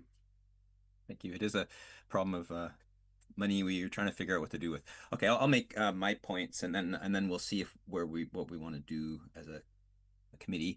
So I have 3 points I'd like to make, and 2 of them are very specific, assuming that we're on the path we're on. So we already passed at our last, made a recommendation, which I talked about at the beginning, which will be on our board. We may want to change that position when we get to the board, but in that context, I have 2 main points. We should find an equitable way to start fresh. We are considering a change in the process by changing the policy, and it would seem unfair for areas A and E to start with negative balances, as Director Lennox has pointed out, which I am firmly against, because if the new process, and I'm talking about the reallocation here, if a new process was in place at the time those decisions were made, we may have made different decisions. That said, I also believe we need to acknowledge the fact that spending has been higher in areas A and E than other areas, in particular area C. I don't think we can just overlook that and say the past. I think we might have also made different decisions if we had known that there would never be, that things would end up in this situation. An alternative option, as Director Brander pointed out, would be to allocate the 2025 balance using the procedure applied on page 5, but without allowing any deficit. So I think that's the number 1 piece. There is no negative. I think that negative, and as an aside, I think the language of the borrowing and owing is not how I want to think about it. I think the information that we have is more of a dashboard. We see expectations based on population, based on some formula that we have yet to agree to entirely. But if it was based on population, we say this is how much we would expect to have spent. This is how much we spent. And if it's negative, that's just a reflection that there's been more spending than expected. If it's positive, less spending than expected. I don't think it's a matter of borrowing. It's a matter, if there is any borrowing, it's borrowing from the future. It's borrowing that EA may have essentially borrowed from its future. And that would be considered when considering future allocations, that maybe that area doesn't merit as much or any because it's already spent some. And in particular with this fire department issue with LIVFT, I'll get to in a moment. But if we don't allow any deficits, that would require proportionally adjusting the remainder of the allocations to sum to the available funds. And this rebalancing with a fresh start is what I call it. Rebalancing with a fresh start would be analogous to us taking the amount of money we have available on the table, and if we had a set of projects that we'd want to spend on, deciding how we spend that money with a goal of balancing as much as possible, but not requiring any payments for past projects. I think that's just it should be off the table.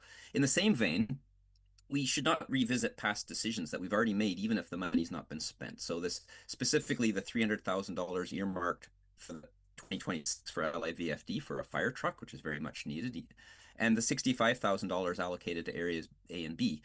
The funds allocated to LIVFD were the result from a complex process that we had a lot of discussion with here at the board and in the community. And if the timing had been for 2025, those funds would have already been spent and we wouldn't be talking about it. It wouldn't be reopening it. So the LIVFD chief has effectively been taking action on that, assuming the funding is there. So, you know, looking for a replacement fire engine. So that we all know is sorely needed. So I urge the committee to not tip the apple cart on these past decisions. And I think, you know, I think we can agree to that. So if those two concepts of a fresh start with rebalancing and not revisiting past decisions are supportable, Ms. Greenan's numbers, the numbers that she presented, would be a way forward to allocate. Now that begs the question of whether we want to do this allocation. That's a separate issue. But if we want to allocate the 2025 budget unallocated funds according to what we have, that would be an equitable way forward. That would avoid us being at these bookends of ignoring the past or you know, having deficits. I think that's to me a good approach. I would like to go that way forward if we choose to do that. If we choose to do something else, that's a different story. But more generally, I also have some, you know, thoughts about the general trend we've been on. I think we agree that the goal that we are seeking is that community works fund should mostly be spent in electoral areas, and I think that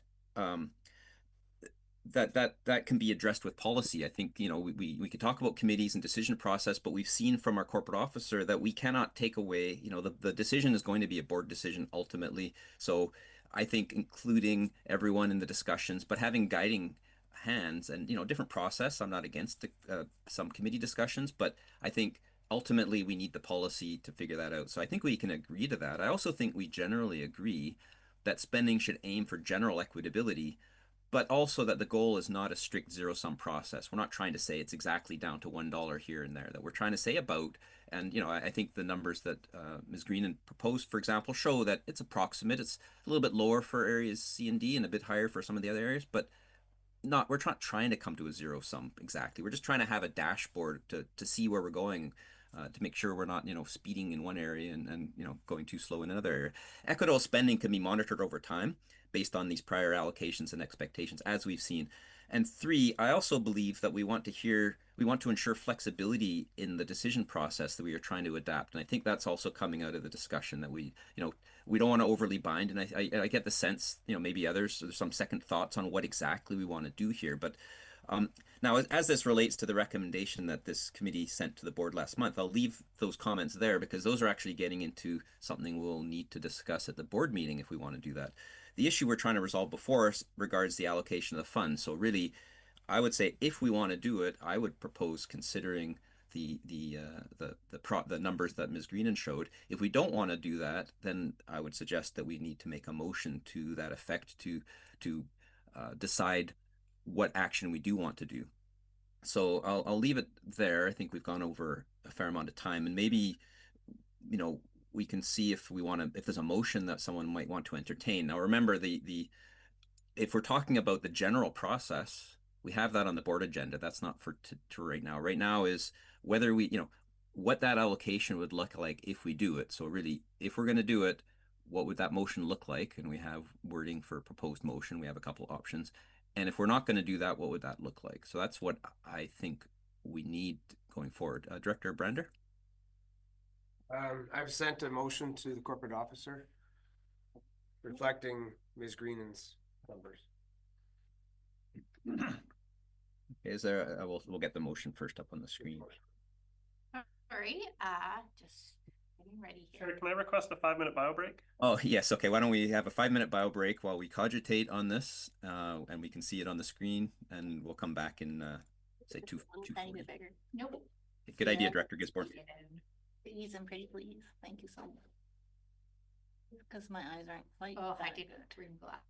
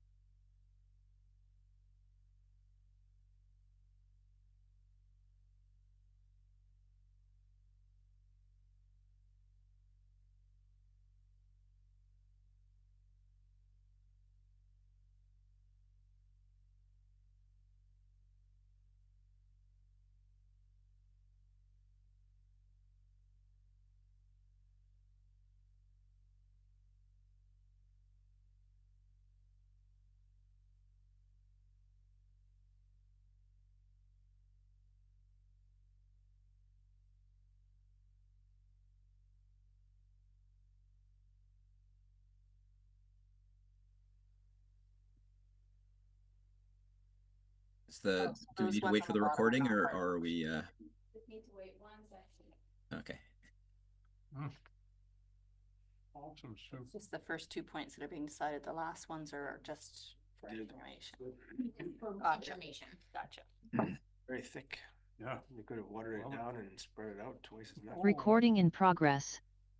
Okay, thank you everyone for the break. That was a very good idea, Director Gisborne. So we're back in session, and Director Brander has made the motion that we see on the screen, which I would explain as taking the remaining funds in the budget in the Community Works Fund account and allocating $635,000 to Area C and $100,805 to Area D, and that is with the goal of bringing the allocations closer to the population levels, but without any negative allocations in any electoral area as well. And not part of the motion is to account for areas funds that we've already allocated in previous motions for 2025-2026 budget years, and that is $65,000 in Area A. That's 2 projects, a $25,000 project and a $40,000 project, a $25,000 project for Area B, and a $300,000 project for Area E, which is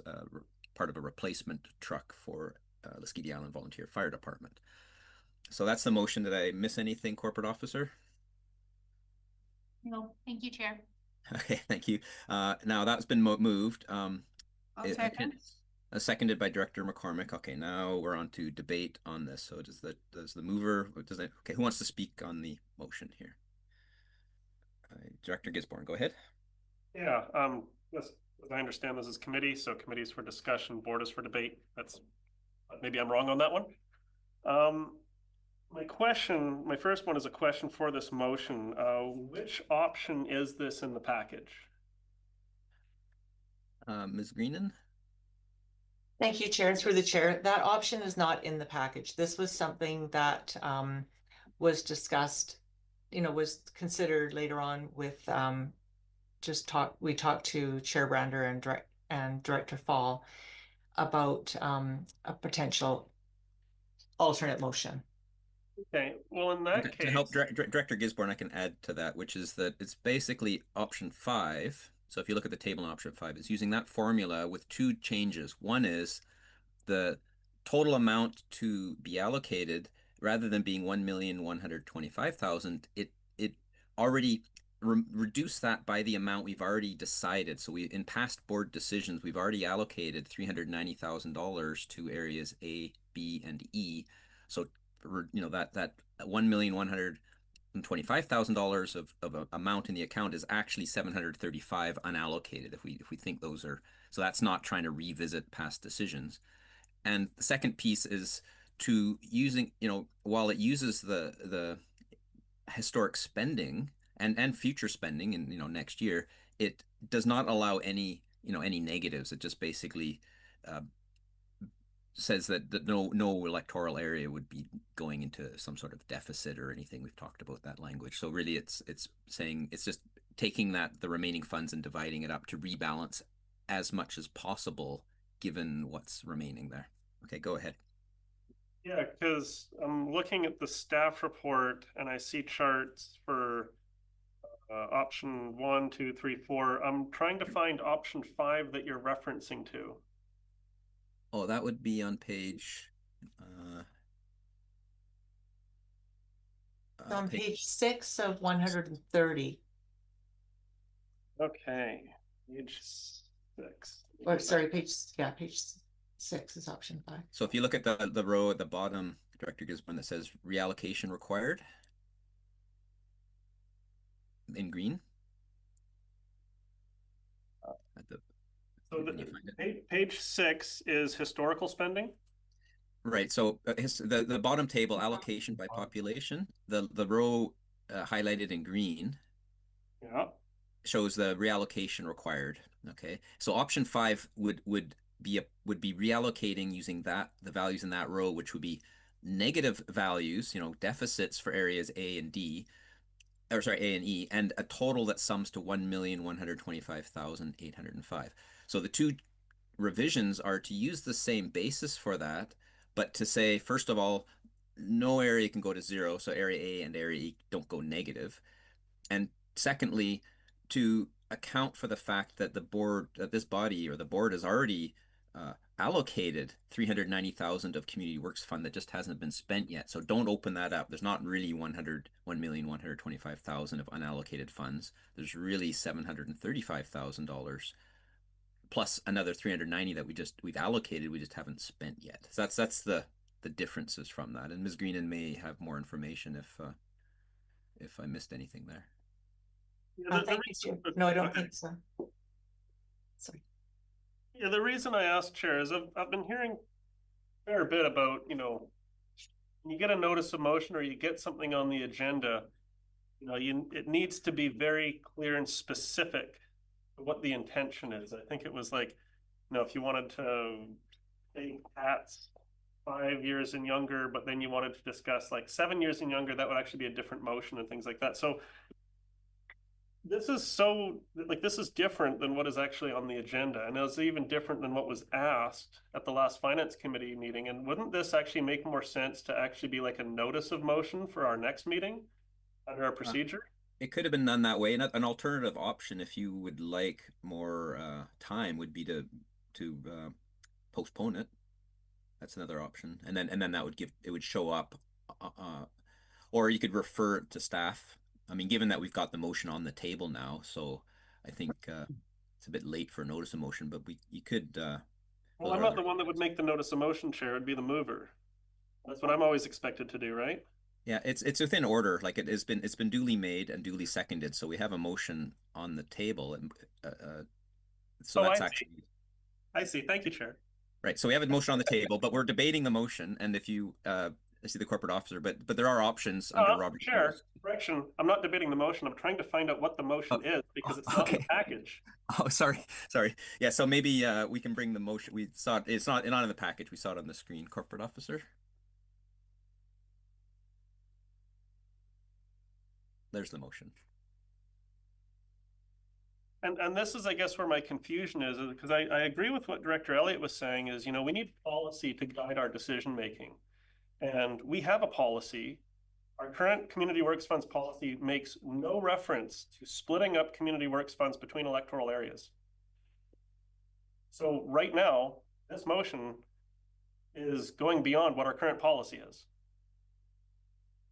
Does that make sense to this assembly? And to Director Elliott's point, yes, good policy could have avoided the issue that we had last year. Now in 2020, we changed our policy from it being up to the electoral areas up to the whole board. And yes, you can't remove the board from making that decision, but if you read the other Community Works Funds policies from other regional districts, it goes to the Electoral Area Services Committee first, before it goes to the board. That's the process, that's the policy. So I guess I'm just really confused by this motion because it has nothing to do with the original issue that we were discussing. This motion before us is not even on our agenda. It's not in our package. We got the information or the motion before us, but it can't change decisions that have already been made. And the motion is talking about splitting up and reallocating Community Works Funds to individual electoral areas. But the policy that we have does not direct us to do that. Other regional districts that have policies that say, hey, it's up to the individual electoral areas based on population, and they carve it up the way we're doing right now, they have those policies in place so that way we can go down this route. This is a cart before the horse, Chair. Our policy does not specify that this action by this finance committee and that this board is in alignment with our current policy. And it's like, maybe we should have a committee of just the electoral area directors to go over Community Works Funds. But before we can form that committee, we need to adjust the policy. So we're running down a path. We haven't identified what the problem is. And if we do identify the problem, this is way off the mark. And we're now making changes that are completely inconsistent with our existing policy when the original intention of the motion that was put before the Assembly last December was we need to address the policy. How does this address the policy, Chair? Well, this motion is not contrary to the policy. It's it's duly made and it's in order. If the body would like to do something else, like postpone until we revise the policy, that's in order. But this policy, this motion is not contrary to the policy. There's nothing in the policy that stops this, and I'll confirm that with the corporate officer. Is Nothing that in the correct, policy that supports it. Ms. Jones? Thank you, Chair. So I think when I examine this motion, it is within scope of what was proposed in the report. So it's not proposing to spend more than what is allocated in the various options. And then I don't have the CWF policy right in front of me, but I imagine this is allocating. So we allocate CWF funds all the time. So I don't believe it would be against policy to consider this motion. Okay, thank you. Director Elliott, and then I see Director McCormick and Director Southcott. Big list. Let me write them down. Director Elliott, go ahead.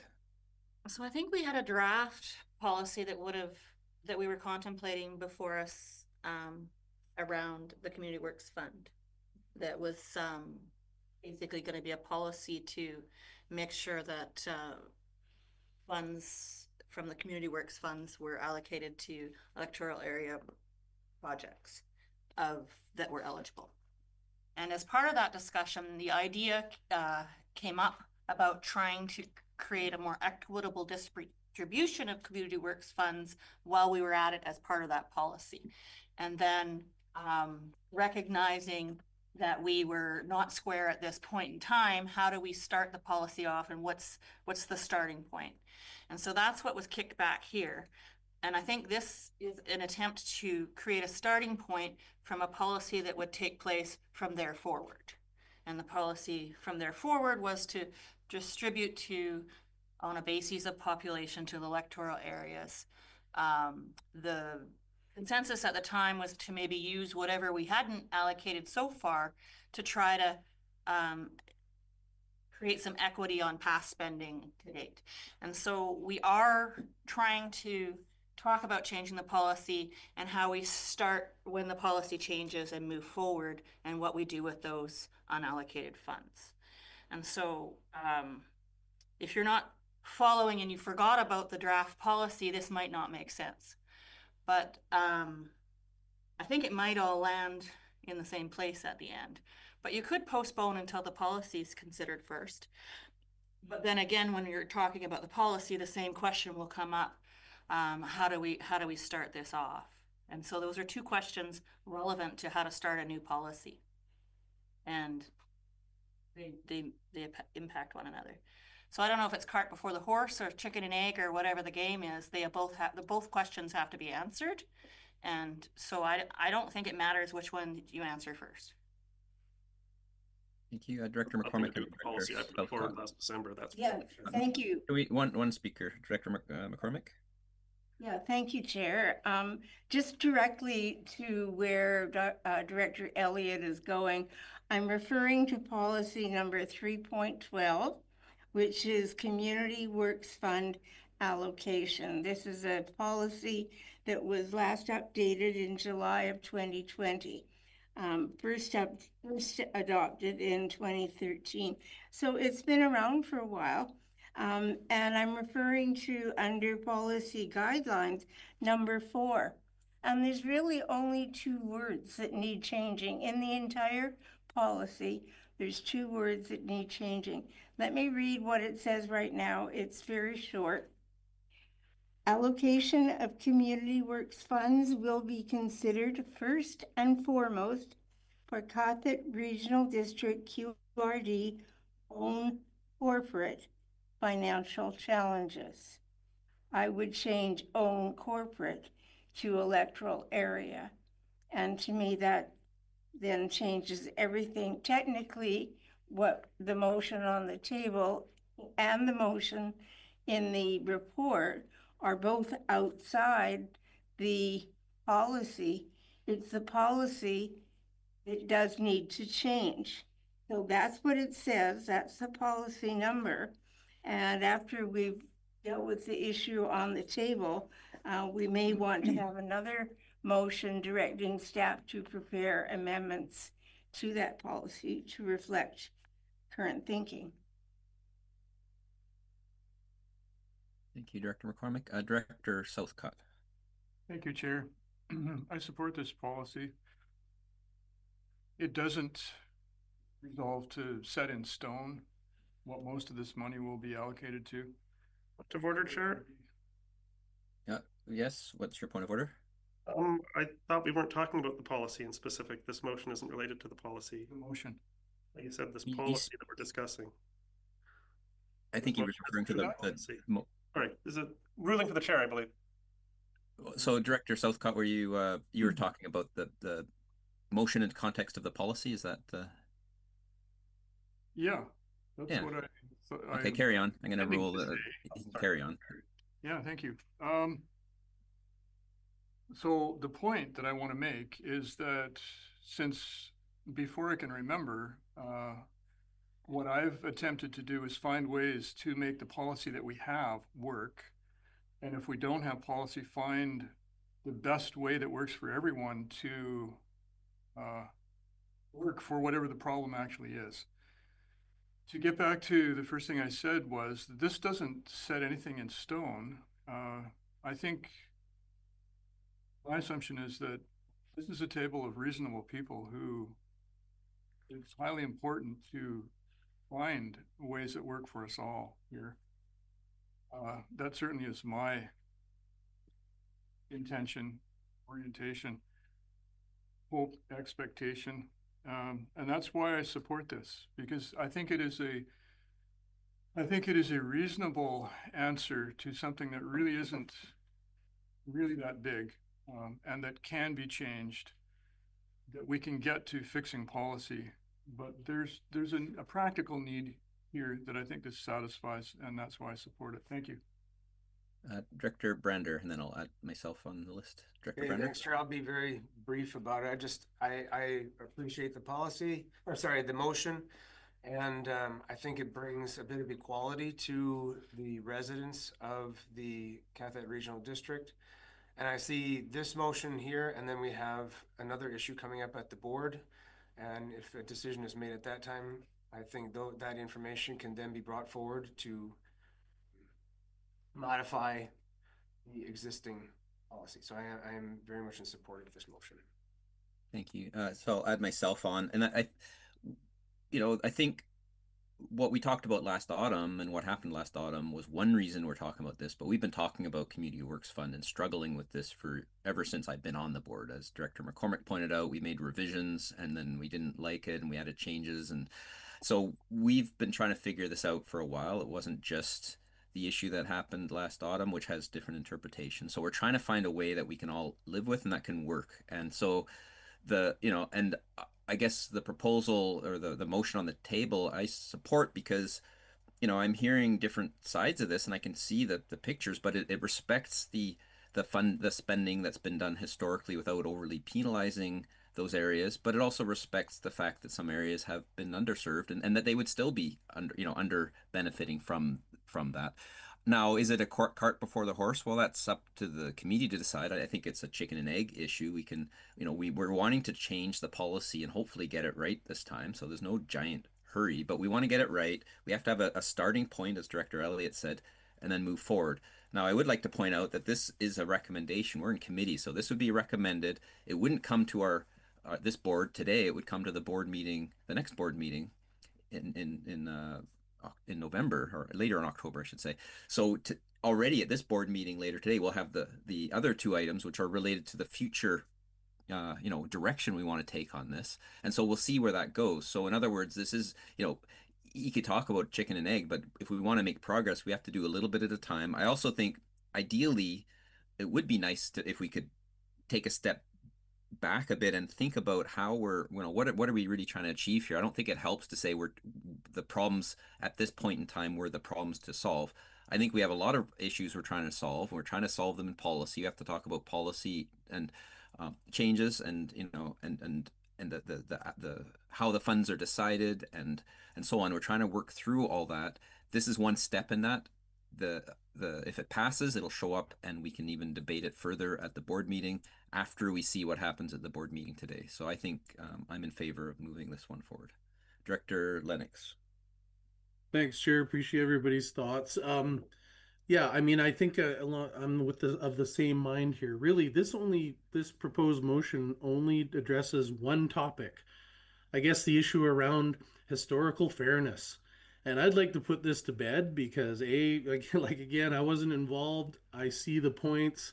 We got to move on. So I appreciate sort of that allocation, and it is what it is, but it does not address policy at all. And as many of you have said, you've been struggling this for years, and I'd like to keep it much more simple. I appreciate Director McCormick showing us 312 again, and I scrolled down and had a read of it, and it's pretty convoluted, and it carries on and on and on where it doesn't kind of need to. So I think appreciate the sentiment, like let's at least try to deal with this fairness question, whether or not you agree with it or not, and kind of like, what did you say? Start fresh and move ahead, right? And not penalizing people, just acknowledging that we're trying to have a baseline. So, I appreciate anybody's comments to the contrary, but we do have to address the policy. And I know that in December I think one of the directors had a proposed notice of motion, so I would like to hear about that when it comes. Thanks. Okay, thank you. So second round of questions. I see Director Gisborne. Go ahead. Thank you, Chair. I do believe the other directors are correct. Community Works Funds policy is something that we've been banging around for some time. It's partially one of the reasons why I get so frustrated, and I guess my autism kind of comes out. The Community Works Funds policy was changed in July of 2020. And the reason I bring this up is when that was changed in 2020, I voted against it. Now, the things I said at that meeting, one of them was, hey, this makes it so that a municipal director can reach across the table and take the electoral area's funding. And what did I hear? Well, we're reasonable people around the table and we're not going to do that. Well, guess what happened? One of the people that was there in 2020 reached across the table last year and tried to take our money. Now, before we changed the policy, it was very clear. Scope: the electoral area directors will be designated to review and evaluate all proposed projects and initiatives that meet the eligible criteria and guidelines of Community Works Funds. That is page 76 of 112 from the July 15th, 2020 Finance Committee meeting. And if anyone wants to hear what my comments were back then, you can go and watch the meeting. Funny enough, very much the same comments today. That's why I get so frustrated. After we changed the policy to make it up to the board, we have had motion after motion after motion trying to fix the policy. Now in front of us, we have a 130-page report. Our old policy was 1 page. It's up to the electoral area directors, and we didn't have a problem. Now here's a question. Can we spend Community Works funds to pay for all the staff resources that we're pouring into this? Because this can't be cheap, this much paperwork. And this is where I have a real serious problem with the assembly, not with staff, but with the board and the finance committee, because we keep referring it to staff and we're not giving clear enough direction. And in the end, we get huge reports back to try and address all of our various concerns. But we still haven't addressed the problem in the policy. And if we go through this path, what we're doing of carving up what Community Works funds we have between the individual electoral areas, which you're right, our current Community Works funds policy doesn't prohibit us from doing that, but it also doesn't support us doing that either. It's outside of like really the intention and the scope of what we're doing here. The policy is what gives direction for everything else. We need to address the policy first before we start carving it up, before we start putting one electoral area above another electoral area based on past funding. And, do we actually count the Paget Road bike path, even though it went through a regional service? Should that actually be from area Bs, or should that actually be from the whole region? Like, we're splitting hairs, but that's the politician's job. And we split hairs and then allocate funding based on the feedback of the elected officials following policy. Now, it is correct, we allocate community works funds all the time. We're not actually allocating any funding towards any project with this motion. We're actually putting up barriers between the electoral areas for projects that we want to support. If there's a project in, say, Lang Creek Bridge or the road widening, I believe that Texada wants to do, and we can pool some of our funding, I'm all for it. And we also need to take into account and take into mind the historical inequities. But it's really difficult for staff to try and carve up those inequities because things that were eligible 10 years ago or weren't eligible 10 years ago are eligible now. So, for example, if community works funds just appeared before us now, the first question would be, who needs a new fire truck? Because that's where all the money is going to go. 10 years ago, we couldn't put it towards fire trucks. We could only put it towards very limited things. So Area B has had a lot of community works funds go into Area B, but actually not. It's gone to Myrtle Pond's water system, 84 parcels, because it's the only regional district water system we have. And it was only one of the only services that was actually eligible for community works funds since 2007. So does that mean the rest of Area B doesn't really get their kick at the can because Myrtle Pond got a lot of it? Does Savary Island kind of get penalized because Lund took a lot of money for their sewage treatment? That's not how we make good decisions. And that also puts up barriers between us. And it's not supported by our policy. So I would feel a lot better moving forward with this if we had the policy amended first. I would actually move that we postpone this decision until consideration of the Community Works Funds policy and potential amendments. Okay, so is that a motion? Is there a seconder for that motion to postpone? Director Lennox. Okay, discussion on postponement. Director Gisborne and Director Elliott. Yeah, I think the information that we have is very valuable. It shows a lot of historical data. There's a lot of nuances that you can't capture with everything. If there's any Community Works Funds project that are proposed in the future, we can use this information to help us make a determination. If we're going to start carving up Community Works Funds and allocating it specifically to individual electoral areas, I want to see that in the policy first, and I want to see how we will make those decisions in the future. For example, some regional districts say, hey, it's up to a letter from the director. Some say the director is going to have a town hall supported with staff to go over potential funding things. That's the meat of the issue. That's how we decide what we're actually going to do with this money.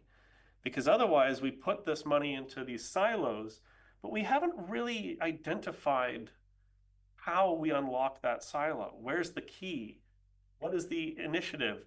Is it Directors Brander or McCormick just saying, hey, we want this and it's my letter, which some regional districts do, but that's based on policy. So I think we can still spend money on projects with or without this motion. But I think this motion sends us down a road the policy hasn't paved yet.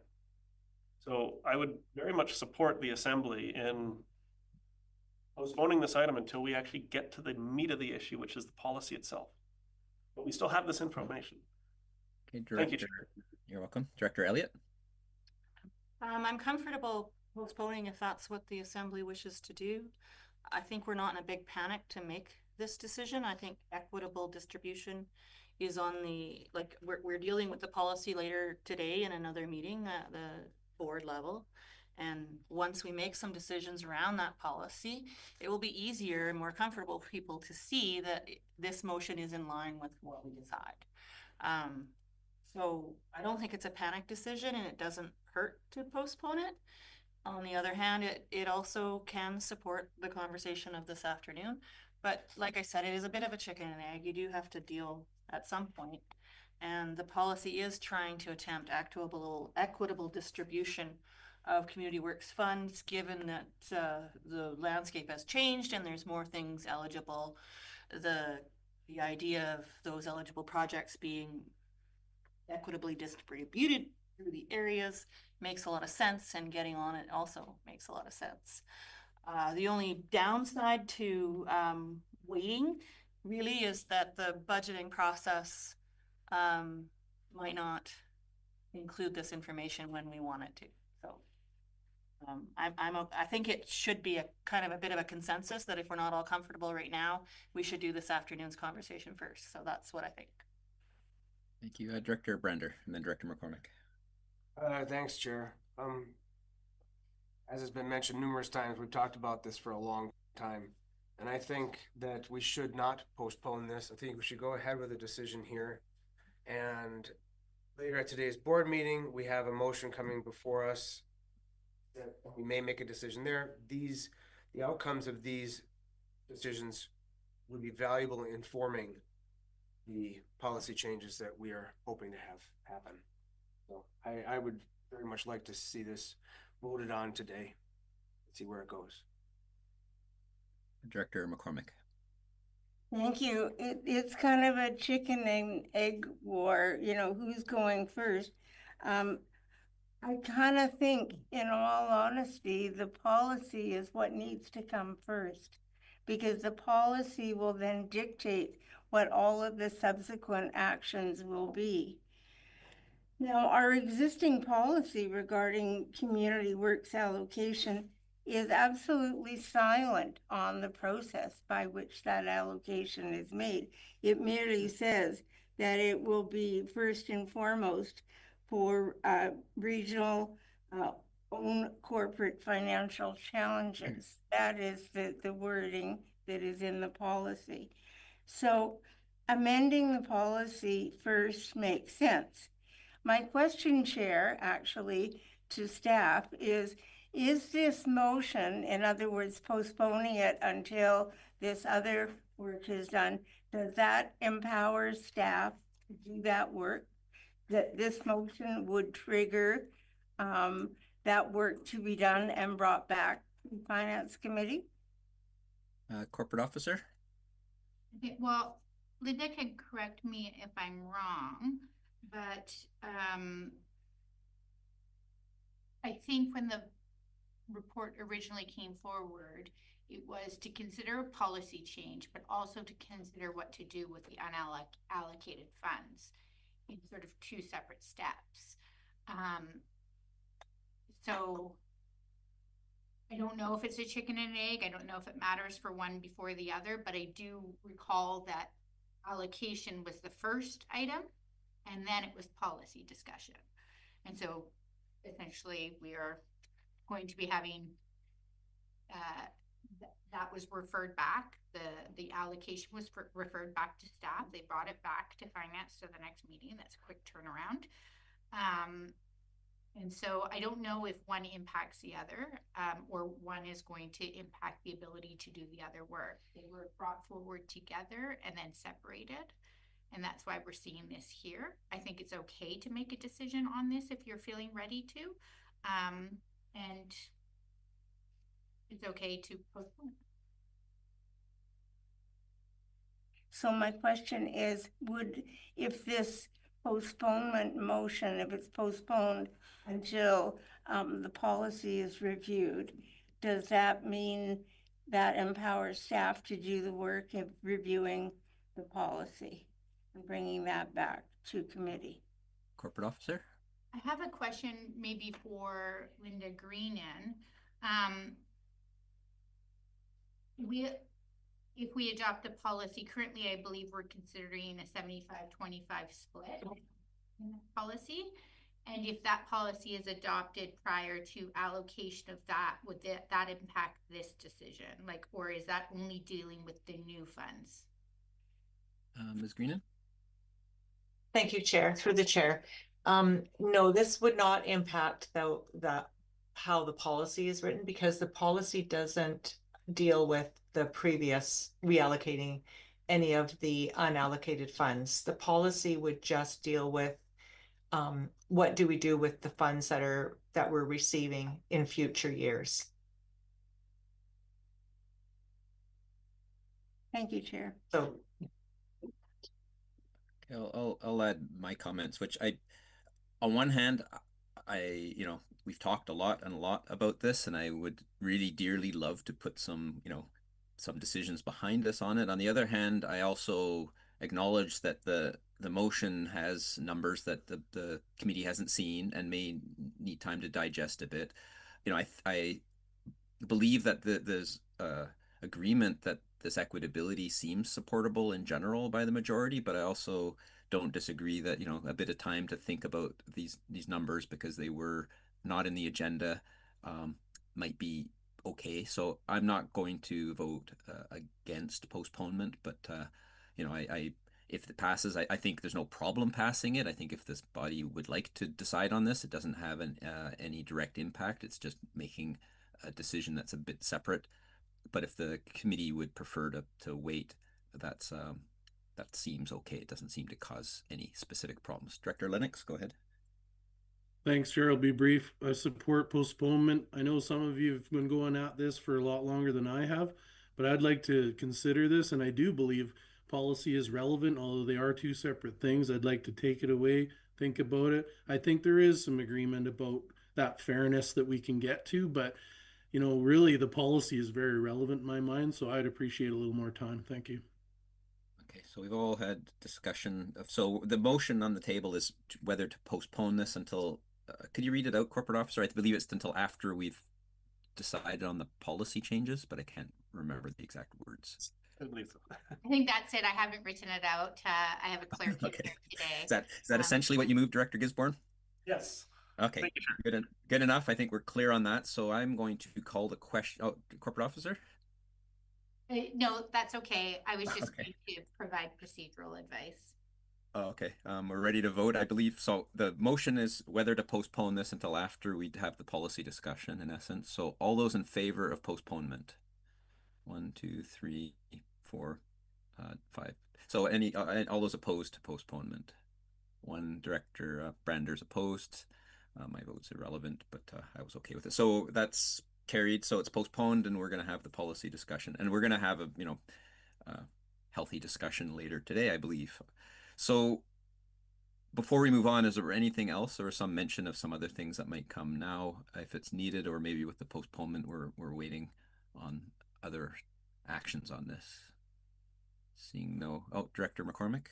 Yes, Chair, I'm still not clear if the work on the existing policy will be done by staff, or if that needs to be a notice of motion, or where that is at with So Corporate Officer can help with that. We made that's related to the motion we made the last meeting, which, judging from the discussion around the table, I wouldn't be surprised we have more discussion later today, but that's relevant to the motion. So we made that motion to have this 75-25 split, but that's related to with some wording changes to the policy. Is that where the policy discussion fits in, Corporate Officer? Pardon me? Sorry.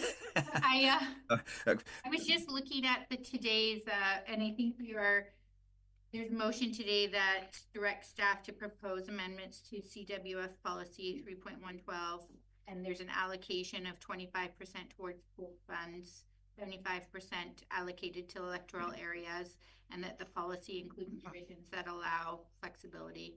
So that's later today. Yes. So to answer your question, Director McCormick, we have on the board agenda this motion about the 25%, 75% that was made last meeting, and then also wording around the policy flexibility to borrow funds. We talked about that flexibility for proportional shares, but we're basically talking about the policy. So if we want to make amendments to pass a different motion at the board meeting, that would be an appropriate time to add in other direction at that time. Does that make sense, Director Gisborne? Yeah, I guess my question is, I know at the last Finance Committee, I gave a notice of motion that I intend to bring forward a recommendation to a future Finance Committee meeting to review the amended version of the draft policy 3.12 Community Works Funds allocation that he prepared and proposed at the Finance Committee meeting December 4th, 2024. So I know we're having a motion at the board meeting this afternoon in relation to Community Works Funds Policy 3.12. Now, I guess it's a procedural question, is if we pass the motion, say at the boardroom later today, what does that do to the amended draft policy that I proposed in December of 2024 and its eligibility for consideration at a future Finance Committee meeting? Because then the board would have said, please go work on a policy. However, a motion was put before the assembly before the direction was given to actually go and do that work. And that policy is still kind of hanging in the air because it was on the agenda in 2024 and it got referred to staff. So I'm just wondering, how do I bring that back? Corporate officer. Sorry, you'll have to send me an email indicating which decision you are referring to. And then really then we'll be examining where that went and the timeline of it beyond the decided. So, and it wouldn't be for me really to determine, it would be for me to provide information to the board, and the board could determine how they wanted to go forward. Okay, because just to bring everyone up to speed, I put forward a draft policy specifically related to this topic last December. It got referred to staff.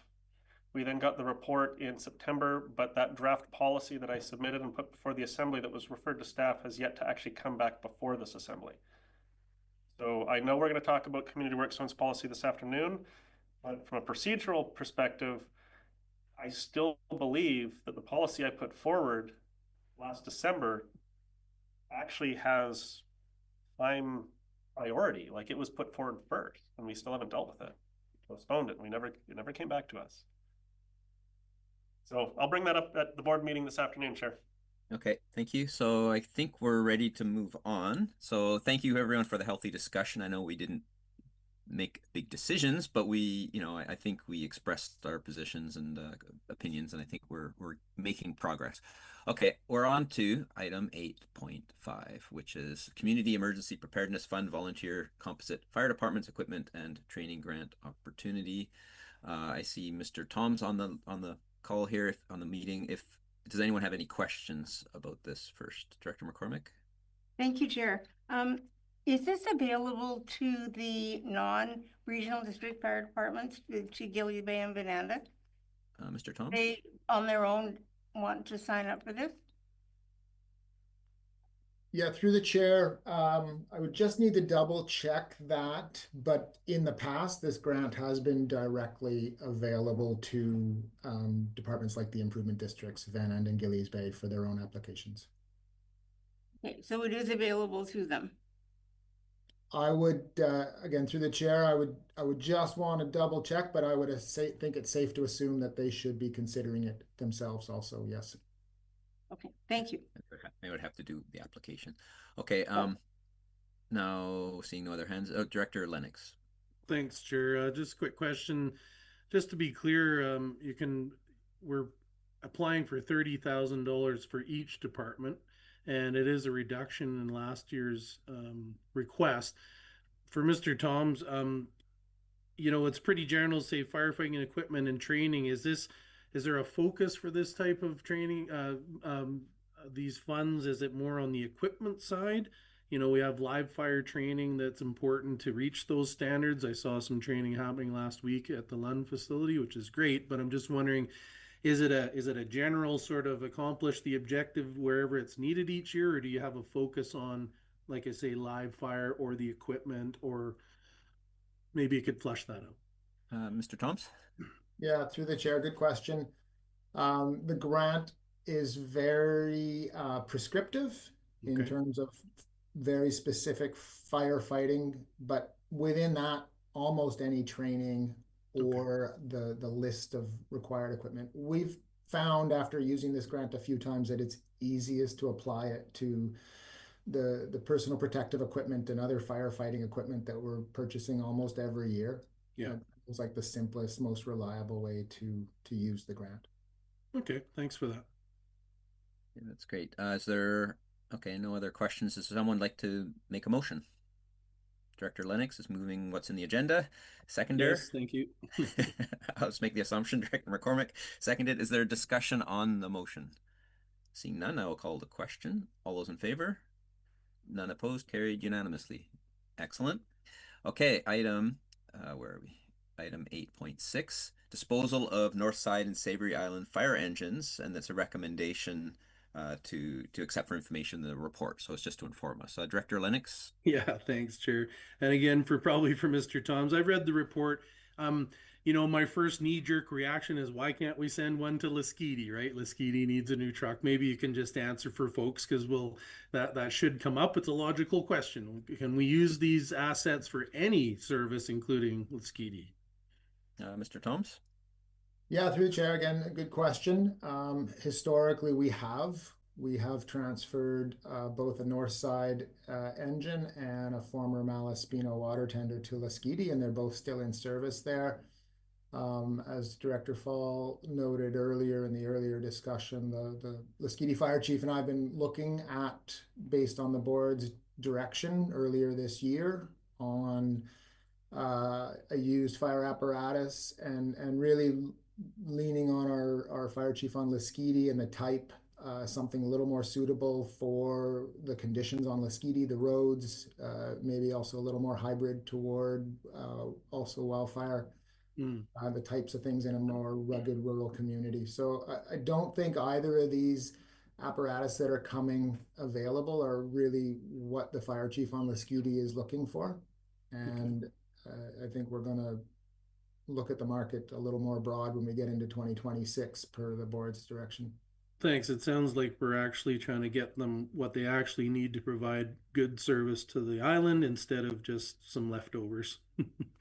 I'll leave that up to my comment, not you. Thanks. and well, thank you for the question. I actually had the same, and I saw the comments in there, and I appreciate staff's comments on that. And when we had when I held this town hall last winter, the fire chief was there, and a lot of members of the public were offering their opinions and even help to try to find something that was suitable and saying things like that. So I think the public will be very happy to know the fire chief's looking into those things. If we can find one, be like fantastic. Okay, we don't have a motion yet on so would someone like to make the motion? So moved. Second. Seconded by Director Lennox, seconded by Director Gisborne. Any discussion on? Maybe one quick question, Chair. Yeah, go ahead. Yeah. Thanks, Mr. Toms. What are these assets of value? Is there a market for these trucks at that price point? Kind of, do we think we'll sell them quick? I mean, are they used for loggers? Like, who's buying these things? Yeah. Question, Mr. Thompson. Yeah, through the chair again, good question. We find water tenders tend to have quite a market, especially in the forest industry and other industry. Fire engines, maybe not as broadly, especially once they get like these ones up and beyond 25 years and pushing 30 years of age. Yeah, we'll put it out there. We'll do our best to try to find somebody who can repurpose these. It may or may not be a fire service, but it is a challenge when they get into this age to try to get something for them, and that's what we've seen. And just for the board's historical context, we've transferred them internally. We have sold some to private owners outside of fire services and to fire services, and we've even donated one to a nonprofit organization that took it overseas and to a country where they would try to get more life out of it. So there are other options. We'll just try to get the best that we can to replenish the service that both of these fire engines came from. Very good, thanks. Excellent, thank you for that. Anything further? Seeing nothing, no hands up, I will call the question. All those in favor? None opposed, not surprising. It's to receive the report. What are we going to not receive it? So thank you very much, Mr. Tom. So we, no new business, so question period. If the reporter is still with Mr. Galinsky, still with us, or anyone in the room? I am still with you, Chair. Thank you very much for the opportunity to pose questions. I don't have any this afternoon. Thanks.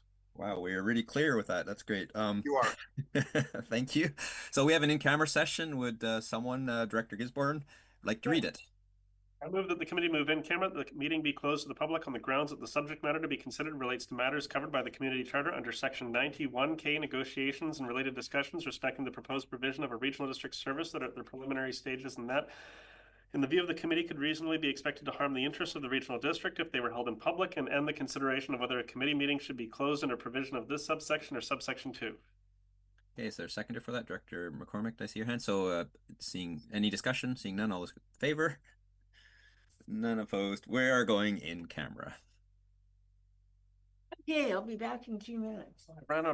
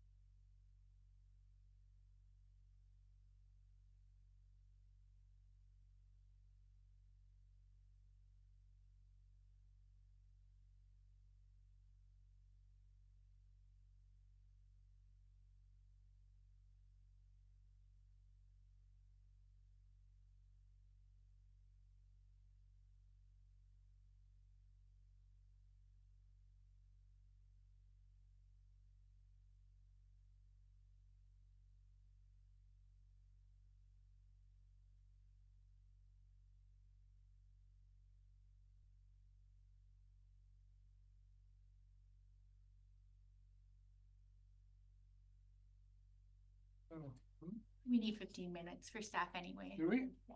Oh, So, awesome. I wanted to work on my paperwork, but. are we back? Recording in progress. Okay, we are back in the open meeting of the Finance Committee, and we are adjourned.